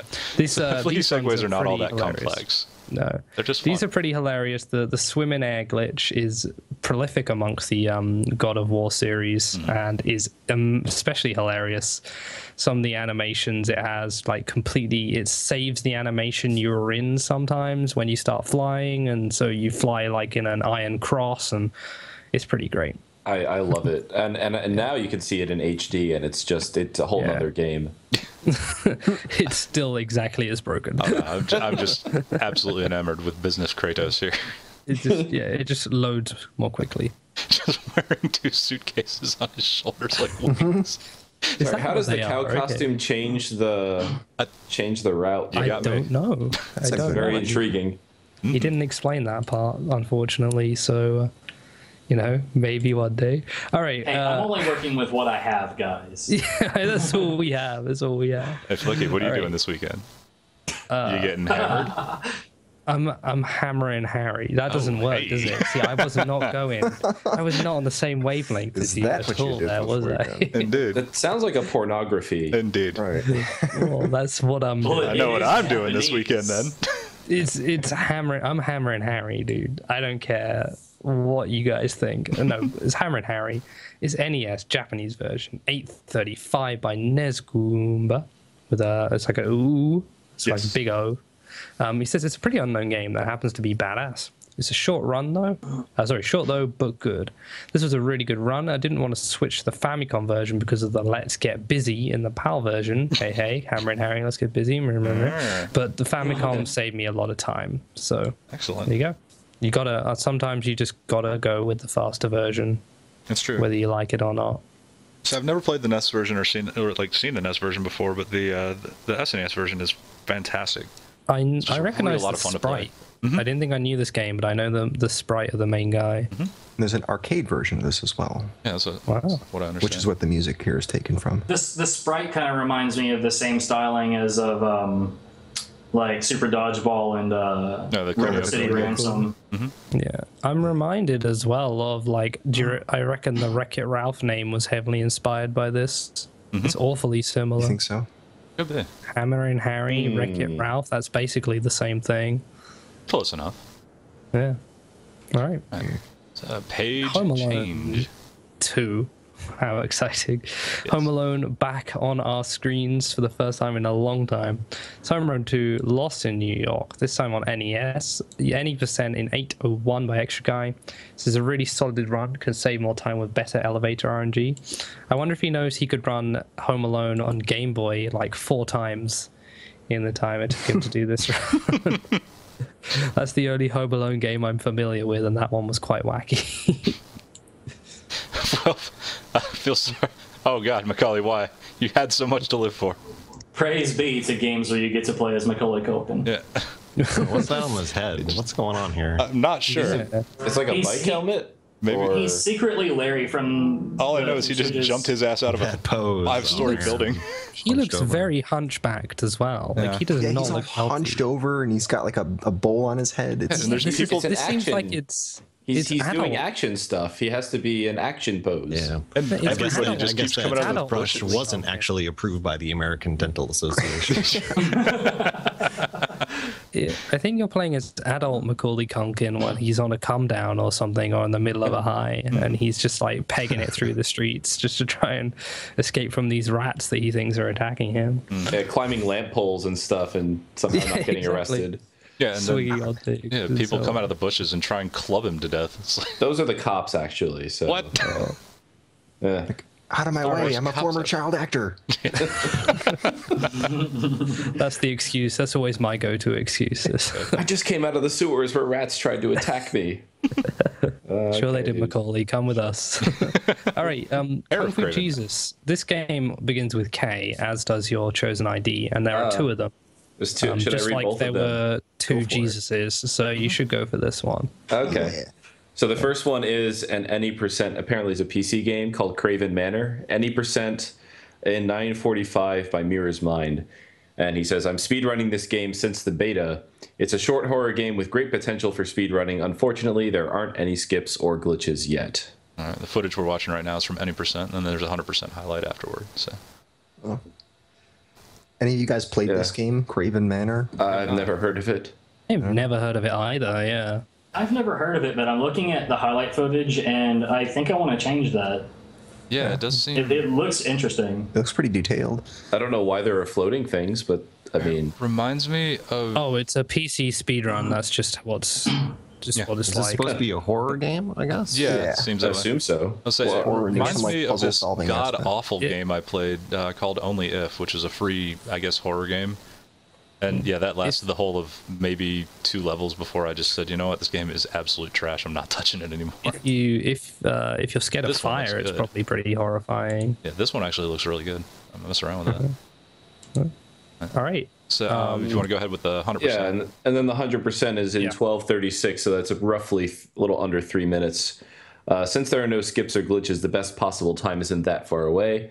I hope I will find something to make them run more interesting. It's a PC game, so I'm assuming eventually you'll be able to kick a chair up against a wall or something along those lines, and then just disappear. Just for like the rest of the game. hump a corner or something and glitch through like half the levels. Right. I'm gonna pick up this box and walk over to something. Don't I mind. want all horror speedrun games to be like Amnesia. So. Whoops, you jumped on top of a bookcase? Well, I guess we're going to drop you down to the secret lab now. Well, I mean, that actually did happen when I messed with Only If. I tried to grab a cigar off a table and got launched through the ceiling for no good reason. It wasn't smoking useful, is but, bad for you. You know.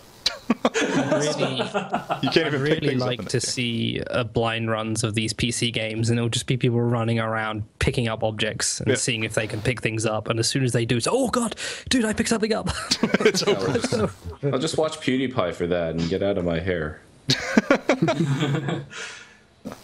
Oh god, PewDiePie has been mentioned in this episode. Well, guys. Yeah, it's been fun. I gotta go. It's over. End of show. Hey, at least it Yeah, was me we and not hate some regular whoever joke. that guy and the stuff he does. Anyway. Anyway, moving on. But yeah, that's Duckfist. Just because you haven't done one yet, that's all. Okay. Lord of We the got Rings. Lord of the Rings: Return of the King on GCN. That's GameCube, Nintendo. In case you didn't know. Someone Right. who pointed that out to me. Someone explained to me it's because the NGC was already copyrighted. I think or I trademarked mentioned or it once, something. but somebody had told me that. So Trademark and abbreviation? Come on. Yeah, that's a something weird. like that. That's what I heard. I was just Hey, every time I see that abbreviation, it gets on my nerves. So I had to. I hate it too. GameCube, Sorry, Nintendo. Why would you we're pick actually it? talking about a game that people spent time on. So yes. Right, so Yeah, let's sorry. not get caught up in Yeah, the category. my bad, sorry. So this is a co-op run on Easy by Author Blues and Skybills in an hour 56:38. Much So, faster than last time. Wow, yeah, it's 40-minute improvement is what they say in the comment. Going on, we have optimized everything to a pretty extreme level at this point. No failed missions, no experience grinding, and optimizing routes through levels have left us with something that is finally sub 2 hour. Huge thanks to Uglier Goblin for helping us by testing out new strategies and suggesting improvements. This run wouldn't have been possible without him. Still possible to improve about by 5 minutes more or so. Cool. My mind is always blown by co-op speedruns because to practice They're those, the best. you They're the have best. to really spend a lot of time with your good friend and buddy, whoever that happens to be. And not want to so- punch each other by the end. And it turns out to be really impressive usually at the end of it, like Borderlands or apparently this game. Well, just it's just so rare to find like multiple skilled speedrunners that can actually meet up, you know, just because it's such like a distributed hobby. Like you probably don't have friends that you grew Really up with that are spread out. speedrunners or anything, you know. Yeah. Right.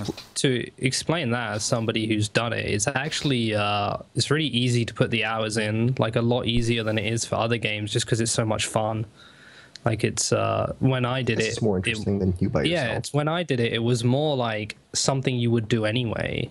It was not even like you were making a speedrun. It was just as if your friend said, yo, do you want to play Counter-Strike or something? And you said, yeah, sure. It's more like that. So it's great fun, though. I'd recommend it to anybody who gets a chance. Yeah, I could see like doing, you know, obviously just solo speedruns. You know, with the advent of streaming, it's become more easy to do that, you know, because you have the, you know, chat and the excitement and all that crazy stuff. But with, I mean, that's already there with the co-op speedruns without streaming because you're just interacting with somebody. You have Talk to somebody your there. Exactly. Oh man, this is a hell of a time. By the way, this next one. Oh, yeah. Do you want to talk about this one, Oh, Gilda? sure, why not? We got Marble Madness on the NES. Any percent in 2 minutes 47 seconds 0.51 by Ellipsis. He says, talking about this with the other runners. Maybe I don't want to talk about it. No. We kind of identified 2:47 as the dream time. After 5,000 plus attempts, I finally made that happen and cut a full second off of the previous world record with a great silly shortcut and nearly flawless ultimate race. I honestly think Marble Madness is pretty much over. I don't think you'll ever see another full second shave from this run. So, Yeah, it's in like- silly race, look at him bounce back and forth, like between the little, you know, the little conduit there, and then pop right off of it. I think that's the shortcut he's talking about. Yeah, you can kind of skip all I'm just imagining like 5,000 attempts with the music of this game playing. I'm not saying it's bad. I'm just saying it might do something. Yeah, the NES version of this game's music is not To the best So version. you roll around as the clarify- European Union. to clarify how good that time is, it's not even 5 seconds slower than the TAS. Yeah. Yeah.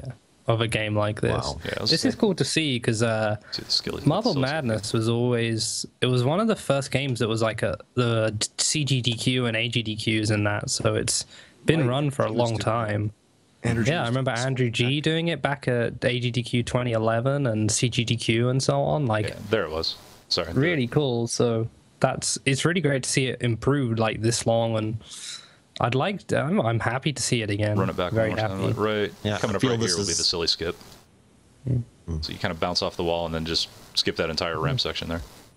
I think that he That's improved cool. the previous record by like less than a second. I mean, it was all just sub-second improvements. Yeah. Yeah, and speaking of Andrew G, it's just kind of it feels like it's now at the point of Super Mario Brothers level of optimization. Yeah. We're talking Yeah. about doubts underneath the second. It's basically down to that frame war at this point. Yeah, that bounce looks so unnatural as well. Yep. So, yeah. All right, we have Mickey's Safarian Letterland. We have 3 runs of this on normal, advanced, and super advanced, all by Jugong, and all the comments are lol. So I don't know much about this game. I'm going to assume it's along the lines of Elmo's Letter Adventure. Something It's like that. it's like a very simple platformer. You have to collect 26 okay. letters, and there's a letter in each level, and it's just like really simple platforming, basically. I think that Author Blues had the record for at least one of these modes before. But here we So go. what's the- Dugong has given us the whole shotgun of categories here.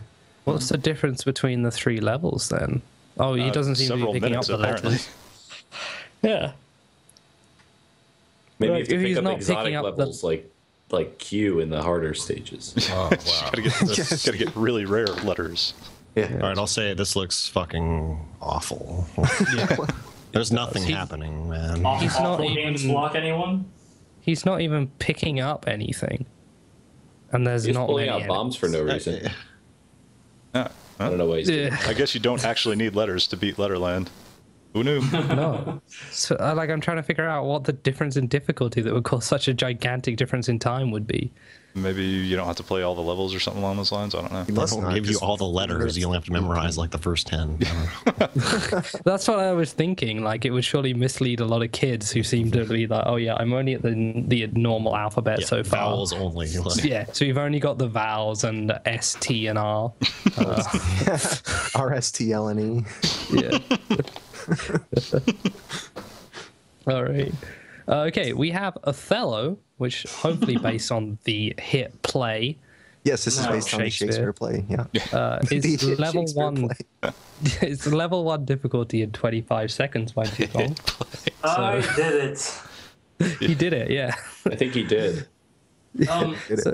So basically, there's 2 ways you can win at Othello. You will let the board fill up completely, and whoever's got the most pieces of their color wins. Or it's possible to completely eat up all of the other person's tokens so that they have nothing left, and that's like a forfeit. There is a And third so- way. Basically, if you play on the lowest difficulty, the computer is just stupid enough to every now and then let you do that. And so I guess he just went and repeated this over and over again on easy mode until he could force the computer into a position where the computer lets himself get completely eaten up. And there you have a 25-second Othello. conveniently in the shape of a middle finger. I like it. There is a third way, and it's rare to happen, but if you orchestrate it such that the other player can't actually make a move, it also ends. Okay. If you can't make a move, you just pass your turn in Othello. Right. In the NES game, it would just cut it off. I had it. I don't know why. I've never played the NES game. Because you don't have to pick up the pieces when your opponent gets pissed. Is Othello a real game? It's Like, a board actual- game. Yeah, it's an actual board game. The commercialization really of good Reversi is the actual game. Oh, Othello's because like a okay, we trademark had Bradley or we something. had Reversi on PC. It's the same thing. On my Windows 95 or whatever. Okay. Oh wow! I didn't know when under. Yeah, I played it- We actually I had played it back in an those Othello days. board like Yeah. a long Yeah. time ago. And Wow. it's one of I think it's one of the best strategy board games, like one-on-one. Oh, okay. It beats checkers and chess, in my opinion.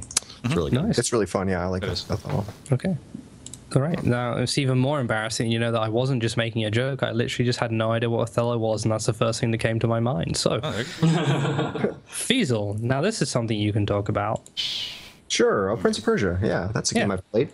Oh, I like that. Sure, as you were like, oh god, what shit's he giving me now? Oh, okay. Oh yeah. Good. All right. I thought you were going to. He's actually telling the truth. I do know about this game. He actually gave me a good one. So the Prince of Persia.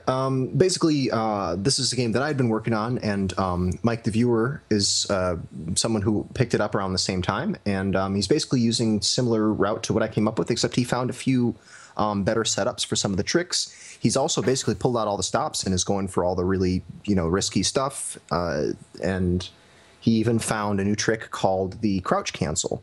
And what you're seeing in the highlight video is just different applications of the crouch cancel. It's just a glitch video for crouch canceling, which basically you press down and then start walking forward.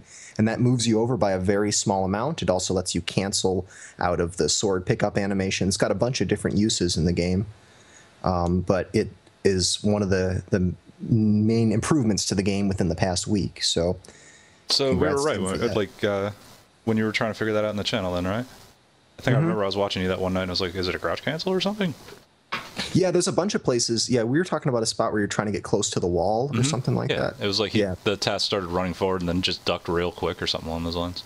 Right, but basically in this game, there's lots of applications for trying to move over by very small fixed increments of distance in order to set yourself up for for certain jumps that you're not supposed to be able to make, stuff like that. And so crouch cancel is just a slightly faster way of moving you over by a tiny amount. Oh, okay, so you want to tiptoe like in Mega Man, but there's an awkward acceleration in the game so that you normally can't. Well, yeah, it's like everything is sort of discretized in you walk in steps, and so if you're it's set up so the spot you want to jump at is in between steps, then you need to start doing some magic to sort of move yourself over by sub-step increments. And so there's different ways of doing that, but that's another way of doing it. And so congrats, Mike the viewer, for finding that and for getting a sick-ass time, 1741. Yeah, that is That's strong. a very RNG-heavy game, so to get that is a lot of attempts, I'd assume.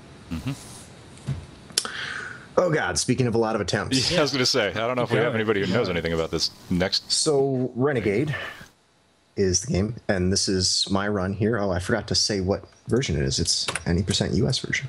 Any % on easy mode. Basically, the difference between the modes is the enemies have a little bit less hit points, but it's mostly that the final level is completely different. They changed the route through the final level.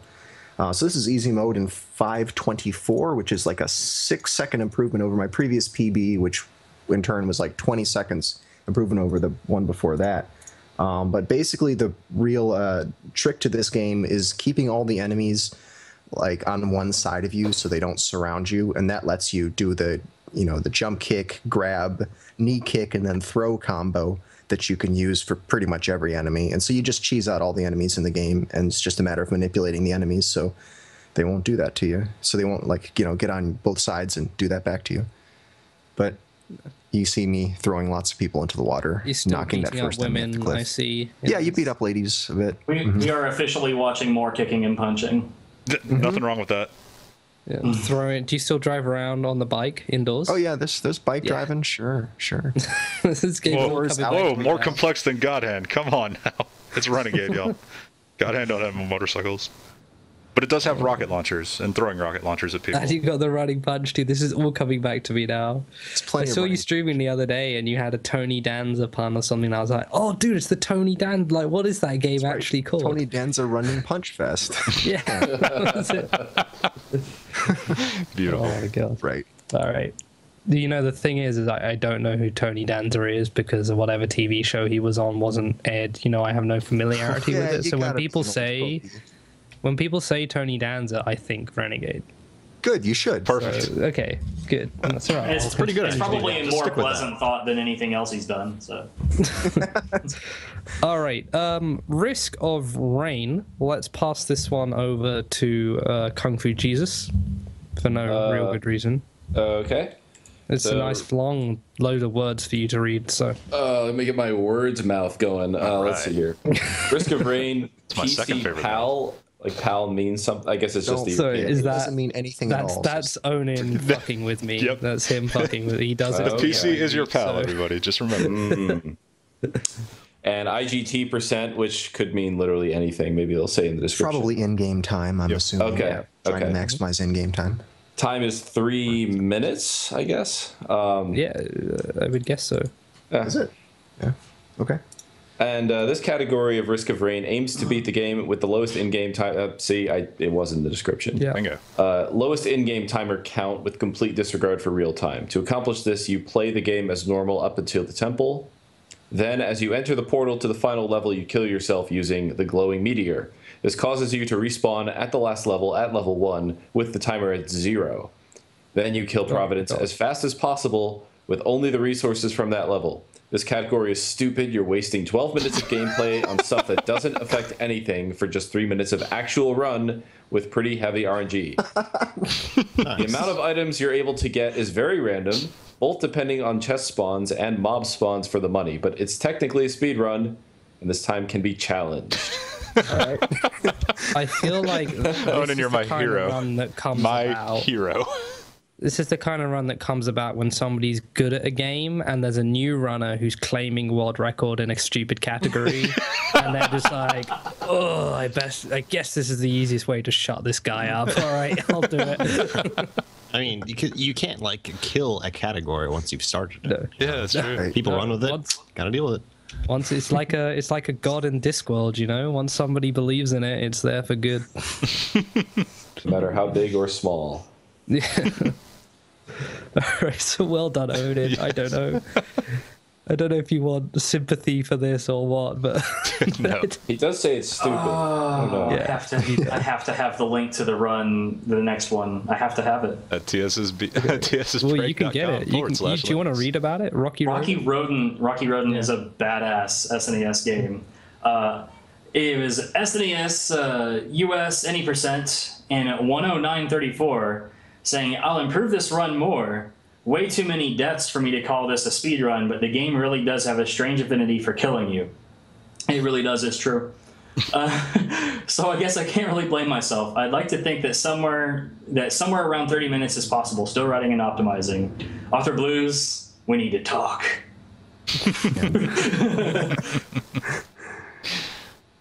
So this game, you wear different things on your head. Right, they're different hairstyles. I can tell you all about it. You have hairdos, like you find a can of hairspray and it gives you a spike on your head, and you get hit and it knocks all your hair off your head. And otherwise, it's like a Sonic-esque game. And you have a headwear, or like a hairstyle that lets you swing from stuff, like a grappling hook hairstyle. God, this thing's face is incredible. There's like a flying blade hairstyle that you can throw at stuff or jump off. Which you get with the buzz cut. What the hell is this game? Why is it called Rocky Rodent? I don't know, but that face is probably fucking money. A titular character. It should be. But he doesn't look much like a rodent, is he? There's all kinds of Disney characters. He is a rodent. This starts off with he eats a restaurant to oblivion. What, he eats a restaurant? He eats all their food. Okay. And then in order to pay off that debt, he saves the restaurant owner's daughter. That's like the whole premise. With his tongue hanging out. It looks like some kind of adolescent Tasmanian devil. Like. I just imagine the guy being Game like, over hey, that's screen. convenient. I can save her and get rid of my debt. Yeah, Instead of I'd have to get a job. Pay for the food. I've actually been thinking about running this game for like half a year. Well, there you go. Well, now the game is just stupid enough to exist. All right. Okay. What the hell? Solomon's Apparently the Key. Japanese name for that game is Nitro Punk Mite Heads. Wow. I do enjoy these translation names. I found Is that idiomatic, or is that like a... It's probably a pun in Japanese as well. Probably. Everything else. Pun in Japanese? Sir, how dare you accuse... Who'd have thought? All right. Solomon's Key. Now, Oh, this is a game. this is the... Okay. Now, PJ knows about this, but I think... Do you know a bit about it, Feasel or Duckfist? Yeah, I've played this game, but Yeah. anyone besides me can also read this off here. I've played it a Duckfist, do you little want bit. to go for it? No. There you go. I thought Fiesel was a lot more familiar with this, but Well, he wants you to read it. He just told me. all right. Well, Solomon's Key. I think this is a notoriously difficult game with like limited Yes. continues. K2 runs it, so yes. Yes, sounds about right. This game's a rat bastard. We have K2 doing the best ending, no deaths/warps category. And it's completed in 28 minutes and 39 seconds, amazingly. He says, I started speedrunning this game almost exactly 5 years ago, then the PAL version. Oh my god, these jukes. It's been a lot on and off course, but I hope it's visible in this run that a lot of time has been spent optimizing and perfecting even minor details in every room. Yeah. Just a bit. There's a little bit. Look how narrowly he misses a lot of these enemies. It's crazy. Seriously, the hitboxes, what are they? There's a bit of time to be saved in this run because of execution mistakes, but I've tried to cram in as many time savers as possible, so it has become pretty difficult to just finish a run at this point.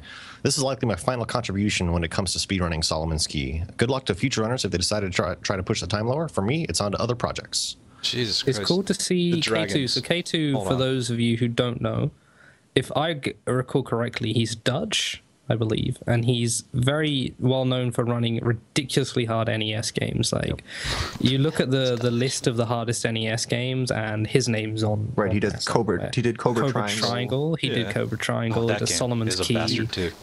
I know he's done others. I just want to call attention to this. He did Hudson, right? Yeah, he did a Hudson game. Yeah. Oh, that's right, Adventure Island. I paused it for a second. I want to call attention to the skips on these little dragon things. This is I just looked at these freaking hitboxes. ridiculous. Yeah, he is inside those enemies. Yeah. Like, yeah, K2's a very he's a great runner, and it's really cool to see him on the NTSC version, because he tends to run the PAL version. So it's hard to tell what the difference is. How big the slow speed and that is, but to see him play NTSC and crush it like this is really cool. He's a really good runner. Man. I don't know So if when he's got doing a those corner Twitch jumps, page. is he just really close to those little dragons? I don't know. I mean, it looks like the dragons might not have a hitbox, but he times it so that their fire breath misses him by like it can't have been a pixel. Yeah. Has he got a Twitch page? Does he stream on Twitch? Does anyone know? I have no idea. I believe he does. Oh. But I don't know what his Twitch page is. I've We could never actually seen look streamers. over in this document right here, couldn't we?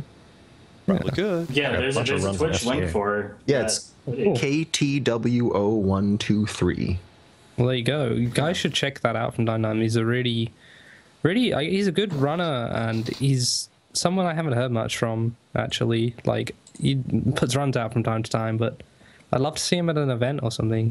I think he went to an ESA, actually. I'll have to get back to you on that one. Okay, we have Spot, the video game. That's Spot : the video game. It's not a game to find video games, but it's NES, NE% 145 by Dugong, who says it's a quality video. I imagine this is like Spot the Dog. Is Spot the Dog like a book you guys have in America? So, no, it's the 7-Up character. This may actually be like Cool Spot in the 7-Up. Right. Okay. Yeah. It is. It's not Spot the that's what I Dog. thought it We had a was, dog. yeah. We had a dog called Spot. Oh man, this next game is cool as hell, by the way. I get the idea that Dugong likes to put silly notes. Yes. He likes to run hundreds of games for about a few days. Silly or offensive notes. Yes. Yeah. All right. Possibly both. Yeah, this next game Sometimes. is the tits. Yeah. Do you want this one, Gilda? Yeah, sure. I've been watching B-Boy and Extra Guy run this a couple of times, like late at night. They do retro races and stuff, and this one's one of the ones they pulled together. It's Super Mario Brothers crossover on the PC. Any % random character in 851 by Extra Guy. It says, this game is way too much fun. It's Super Mario Brothers levels with tons of retro characters to play as. The category I run gives you a random character for each level, so good RNG is needed for getting fast characters. I recommend all retro fans try this game. You won't be disappointed. And it's just really neat, because, I mean... This is the one where you have, like, Mega Man and Samus. Mega Man, and that Samus, obviously Dr. Light. Obviously. Yeah, I mean, clearly because it's in the highlight. clip right now. I just noticed that myself. But, yeah, it is a really, really neat looking game. I have yet to play it, but having watched them play it, It's a Flash game, I believe. Yeah, it's a right? Flash game. I've played it. It's good stuff. Yeah. Thumbs up. And this is random mode, so you get randomly selected characters with each level. Mm-hmm. So how do you like that for RNG? Yeah. Yeah. And there's Some certain of them things a lot like faster. certain enemies can only be killed by certain guys, or it's a lot easier to kill enemies with certain characters and move through stages with certain characters. There's a lot of... It's ridiculous. Mm-hmm. Like, some characters can break blocks by shooting them and jumping on them, whatever. Yeah, I really need to get around to playing this, because every time I watch it, I'm like, I gotta do that, and then I get tied up in trials again, but... But for me, it's just frustrating more than anything, like, trying to play it and, like, man. Frustrating game. It was Like, a popular race game a while back as well. Is it frustratingly like unfair or fair? I think it's fair. I think It's fair. Okay. Platformers vex me terribly. I might have to try it then. No. From the 3D games generation, or I like something like difficult trial and error, but like fair games. So So it's platformers or brawlers. You can't have both. right? You get one or the other. I'm in the same boat. Like, I kind of enjoy 2D platformers, but I'm not good at them. I'd have to spend hours on one of them before I could even do it. Okay, right. Well, speaking of 2D platformers, we got the Super Mario Brothers 2 Japanese version, which is this Lost Levels in the? Yes. Well, it's not. Yeah. It is. Okay. That's right. Yep. Yeah. So this is the NES. It's the US versions of Super Mario Brothers 2 Japan. So I'm not going to question that. I'll just roll with it. It's the 8.4 warpless category in 2344 by Game J06, aka Big John. So this finally is a great run. Some clips here and there, nothing too errorful. This beats the Japanese time by about 45 seconds, even though it's still improvable. I missed a couple of frame perfect jumps in 8.4, and I played it smart and safe in the latter part of the level. Sub 23 is possible, but will require an amazing amount of good RNG in the water levels and favorable Bowser patterns in 7.4 and 4.4. Pretty sweet to finally get a better world record in this category prior to AGDQ. Next stop, sub 23. So this is the hard one, right? Ooh, are they letting Big John play this at HDQ? Well, it sounds like it, yeah. That'd be awesome. I'm glad to see him. I was hoping he would either get golf or Lost Levels in, because he's good. Yeah. He's really good at those games. Yeah. He's good at those. And he puts on. He's a cool guy too. And I'll be lying if I said I wasn't slightly interested in seeing what Twitch's chat reaction to him is. But he's a really cool guy. Yeah, very entertaining. Yeah, definitely. And this Yeah. is it says 8.4 warpless. Like normally, if you be 8.4 in the warpless, I think on one continue, or maybe not. No, it's just 8.4 warpless. It unlocks worlds 9, A, B, C, and D. Oh damn. So that's like an extra game basically, and it's completely it's crazy difficult and completely different. So this category just stops at 8.4. He is in fact past second cuts on AGDQ. Sweet. Oh, there you go. Very nice. I know Be excited to see that. the 9A, B, C, and D in that. When I went to a friend's place in Germany, his roommate had been trying to beat 9C, I think it was, for about a year.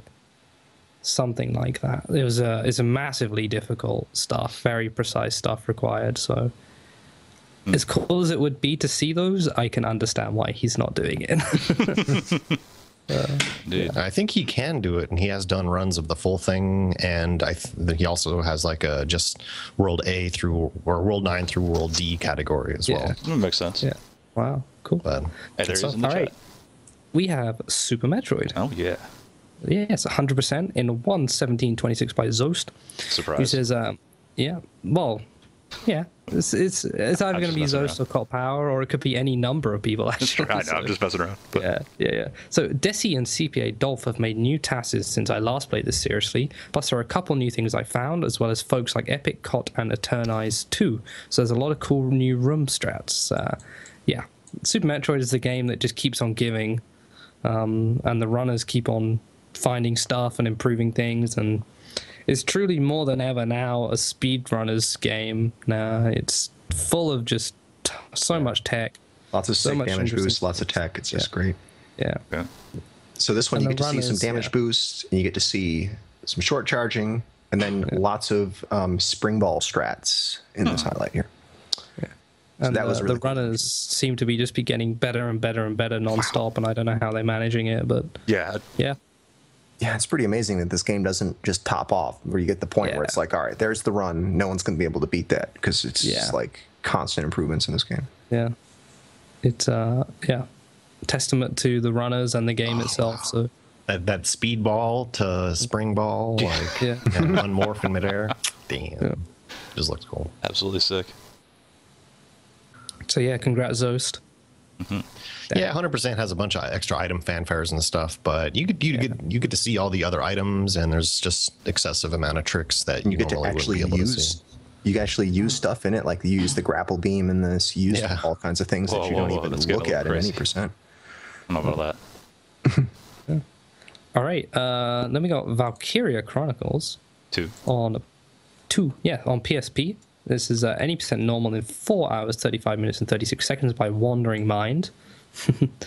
Okay, sorry, I just like that name. It's quite cute. So shout out to Ghoul02 for inspiring me to run this game. Even if this game is a sequel to the PS3 original, it feels like such a different speed game. I got set back by messing up on one mission, but I was able to save time elsewhere. Sub 430, here I come. I wonder what it's like to run a long game on a PSP like that. I don't know. Because I guess you can AV out it, can you? Yeah, you can. You can AV out the PSP. Can you play while AV out? Sure. You okay. probably just use it as a controller. I don't know why. I would imagine so. I just like a lot of handheld runners generally run on either Super Game Boy or Game Boy Player or something like that. So yeah, just think about a full-size TV instead of staring at a 2-inch screen for. It's not just for me. It's like whenever you start to do complex input, or at least for me, especially like mashing, I'm shaking the whole thing, so I can't see what I'm doing. That's true. That's my biggest gripe. But they're generally also a tad flimsier feeling than a pad. I don't want to break I don't want to break the whole thing. Like if I break a pad, it's okay. I can buy a new one. If I break the modern console, handheld developers' notions of like handheld joysticks are just fucking awful. Get me out of here. Yeah. Any of those sliding nibs are just That's right. disgusting. You need to make the use. D-pad as small as possible. Yeah. Very important. That's what the gamer wants. And the buttons need to be smaller too, and really clicky, really clicky. If anyone's touched a Vita, they'll understand that one. The face buttons are tiny. It's ridiculous. I swear, if you drop one on the floor, you'd accidentally pick it up and eat it. It's like it'd be like a chocolate or something. Yeah. All right. Then finally, to wrap it off, who should we give this one to? I guess we'll give it to Zanaso, just to be fair. Wiz and Liz. Z last. Wiz and Liz, the frantic Wabbit Wescu. Yeah. on the Genesis and US, any percent apprentice taxing, whatever the hell that means. And, combination of difficulties. Apprentice. 3 hour, what is that? 3 minutes. 3 minutes, 36 seconds, 0.36 by Extra Guy. This run was amazing. I don't know if I'll ever improve this. That's all he's got. I see wabbits. There are wabbits. You have to rescue them. Be very quiet. Yeah, exactly. Rescuing wabbits. I just, yeah. This game is surprisingly cool, actually. I know RoboSparkle's a big fan of the Wiz and Liz series. I believe, I'm not certain, but if I'm correct, I think I am. It was originally on Amiga or one of those old systems, which you might be looking at the graphic style and not being too shocked by that. But I believe it was on something like that, and it's got a very wacky, ultra-fast movement rolling thing. Game. You're playing this game is fast as hell. What I'm looking at right now is very reminiscent of Jazz Jackrabbit 2. Yeah, exactly. It looks like an old DOS game and that as well. So maybe it's DOS. I can't remember exactly where it originates, but it has this roll or something. It's a roll slide or something like that makes you move very quickly and might even make you invincible or something. Because I know Robo points out that without it, the game can take a very, very long time and be very difficult. And with it, it becomes less than 5 minutes and much more easy to manage. So yeah.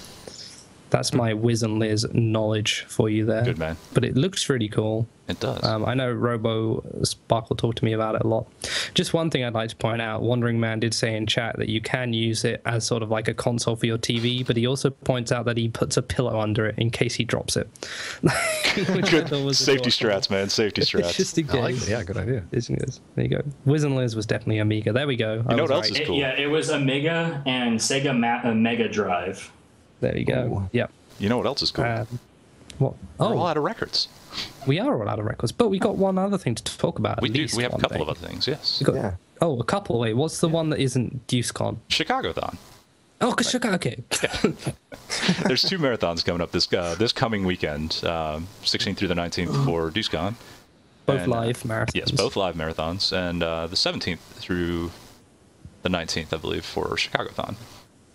But yeah, they're both running at the same time, but please watch both of them. They're both like really cool events. DeuceCon is more of a kind of a community gathering. There's no charity or any kind of like, it's not on a subscription-based channel or anything like that. It's like just a really cool get-together with some really cool speedrunners, like lesser-known folks. So you should tune in, see if you can find yourself a new speedrunner that you like to follow or something along those lines, or multiple. Who knows?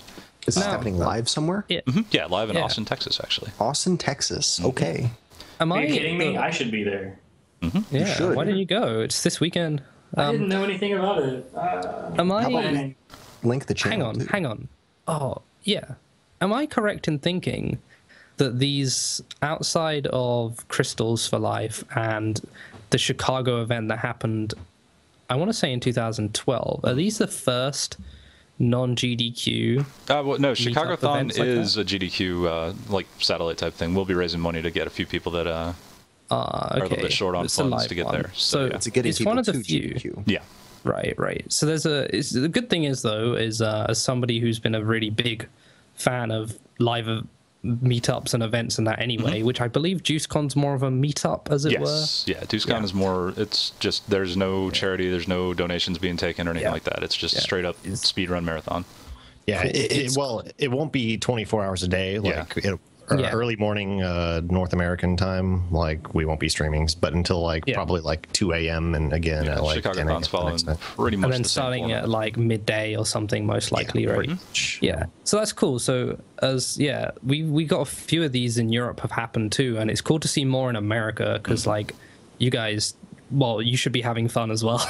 I got this sort of thing. Yeah, there's been a if couple you're- of gatherings like outside of Chicagothon. I'm also thinking of I just can't remember the name of it. The thing the Funk Doc did in New York with the fighting. Yeah, game there was movie. the yes, Lords of there was. Poverty. Kings of Poverty. Lords of Poverty. Kings of Poverty, yeah. I was going to say Poverty Trash, but that's not right.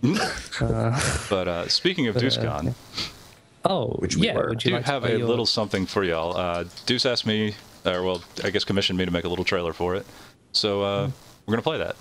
Wait, get a we're not little meant to bit pay you, are we? No, you don't have to. Okay, Deuce thank does. God. But this is something I've whipped up for DeuceCon. A little bit of a hype trailer, so y'all enjoy. Yeah.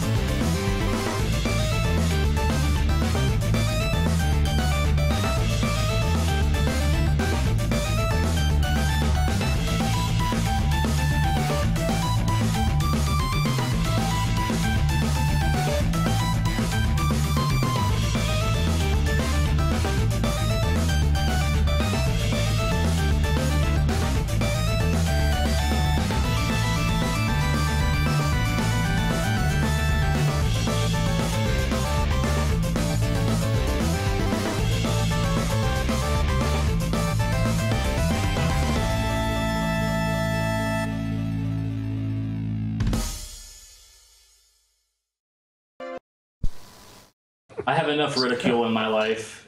Do you know? I really don't.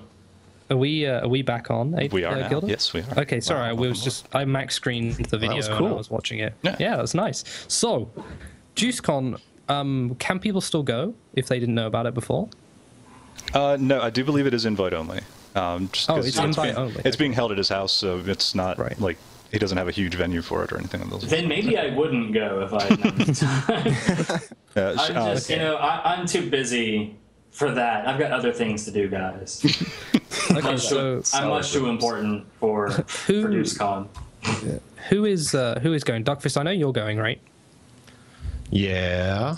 I have to go look at the schedule, see who all going to be there. Obviously, it's Dusler and his wife graciously lent their house. I believe for a bunch of us Nez Kamikaze's going as well. Yeah, Ness Kamikaze, Deln, Crack Attack, Lobos Jr., Einbert, Pixel K, Kreitch Jr.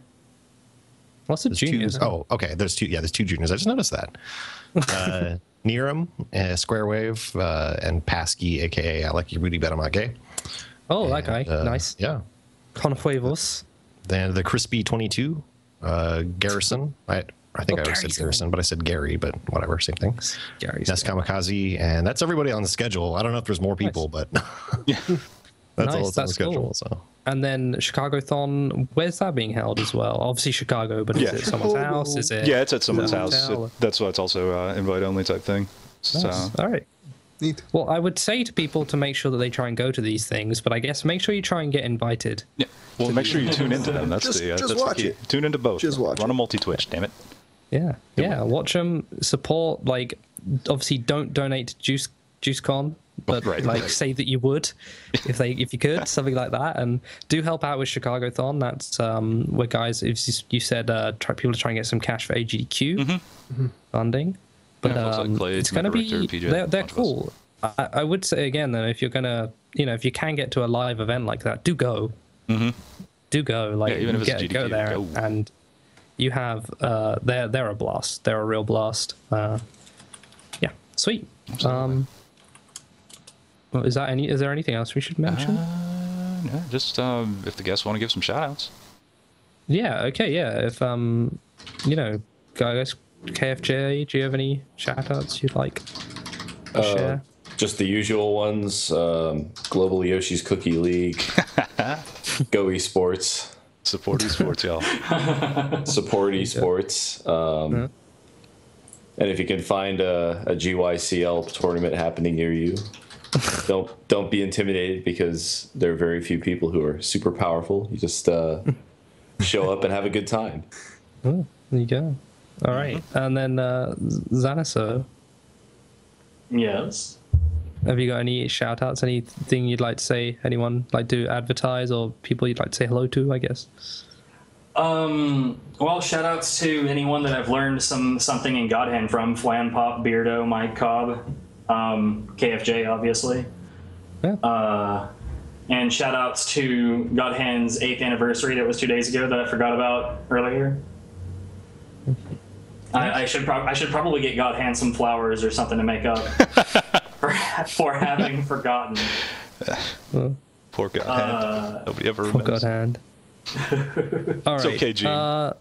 Sweet. Then we would like to thank you guys for watching. We'd like to thank KFJ and Zanaso for being our wonderful guests and doing God Hand. It was a lot of fun. And very important. Yeah. Gilda, Fiesel, Duckfist.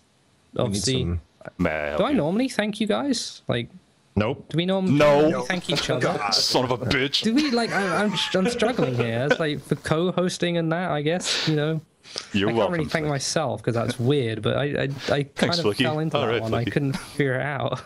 When do I ever thank you guys turns into son of a bitch? Yeah, pretty much. You know you have a problem on your hands. Yeah. Jeez, this is why Not even serious. no one likes me. Is it? No. You know what we need, though? You know what we do need right now?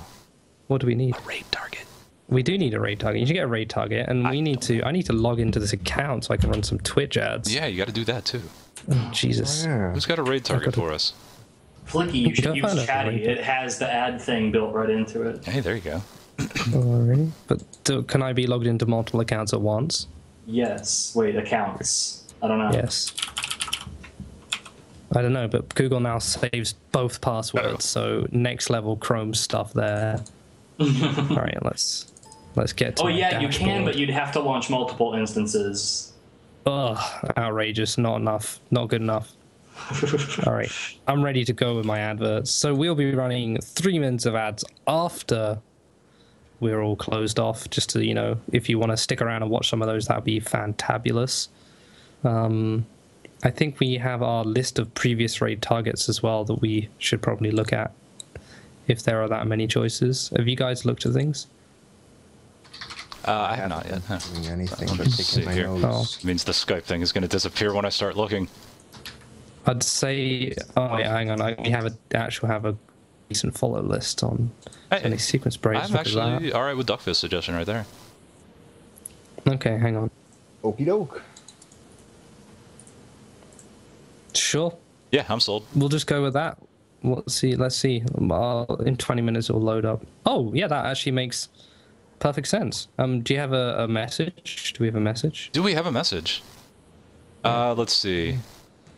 Pick Something your to favorite do line with, from Plenty God of Hand. God Hand catchphrases. Yeah, no kidding. Yeah. Fantastic. Can we have the kablam? Yes, man, kablam. That's it. Yes, man. Absolutely. Kablam. Yes, man, kablam. 2 A's, by the way. That's K-A-B-L-A-A. And there's an exclamation mark. There is an exclamation mark. So yeah, the raid message. Yes, man. Maybe, yes, ma'am. Kablam. I think that's Yes, man. Yes, ma'am, kablam. I love it. ma'am would be. I In love Japanese, that move was known as the President Punch. Stop tearing my heart, please. I can't decide. All right. There we go. No, see, we got it. I thought the President Punch was just a joke with you guys. I didn't know that was actually what it was called. I'm fairly certain it is. Right, there you go. Yes, man, kablam. We're going to be raiding Sky Bills. Sky Link I Bills. goddamn just closed. God damn it. Let me get it. I'm coming back. I assumed There's it was something. like Sybil, so like Skibbles. No, I think it's Sky Bills, I right? think it's Sky Bills. Sky Bills. All right, so rate him the message. Her. Yes, man, kablam. Check out our episode next week, which will have a game of the week of some form, and please watch some adverts and give us tens of cents for doing so. So that would be fantastic. Watch Chicago-thon, watch DeuceCon, and have fun speedrunning. Yeah, Thanks to our definitely have guests. fun. We'll see you next week. Y'all have a wonderful night. Take care. Bye-bye. Bye.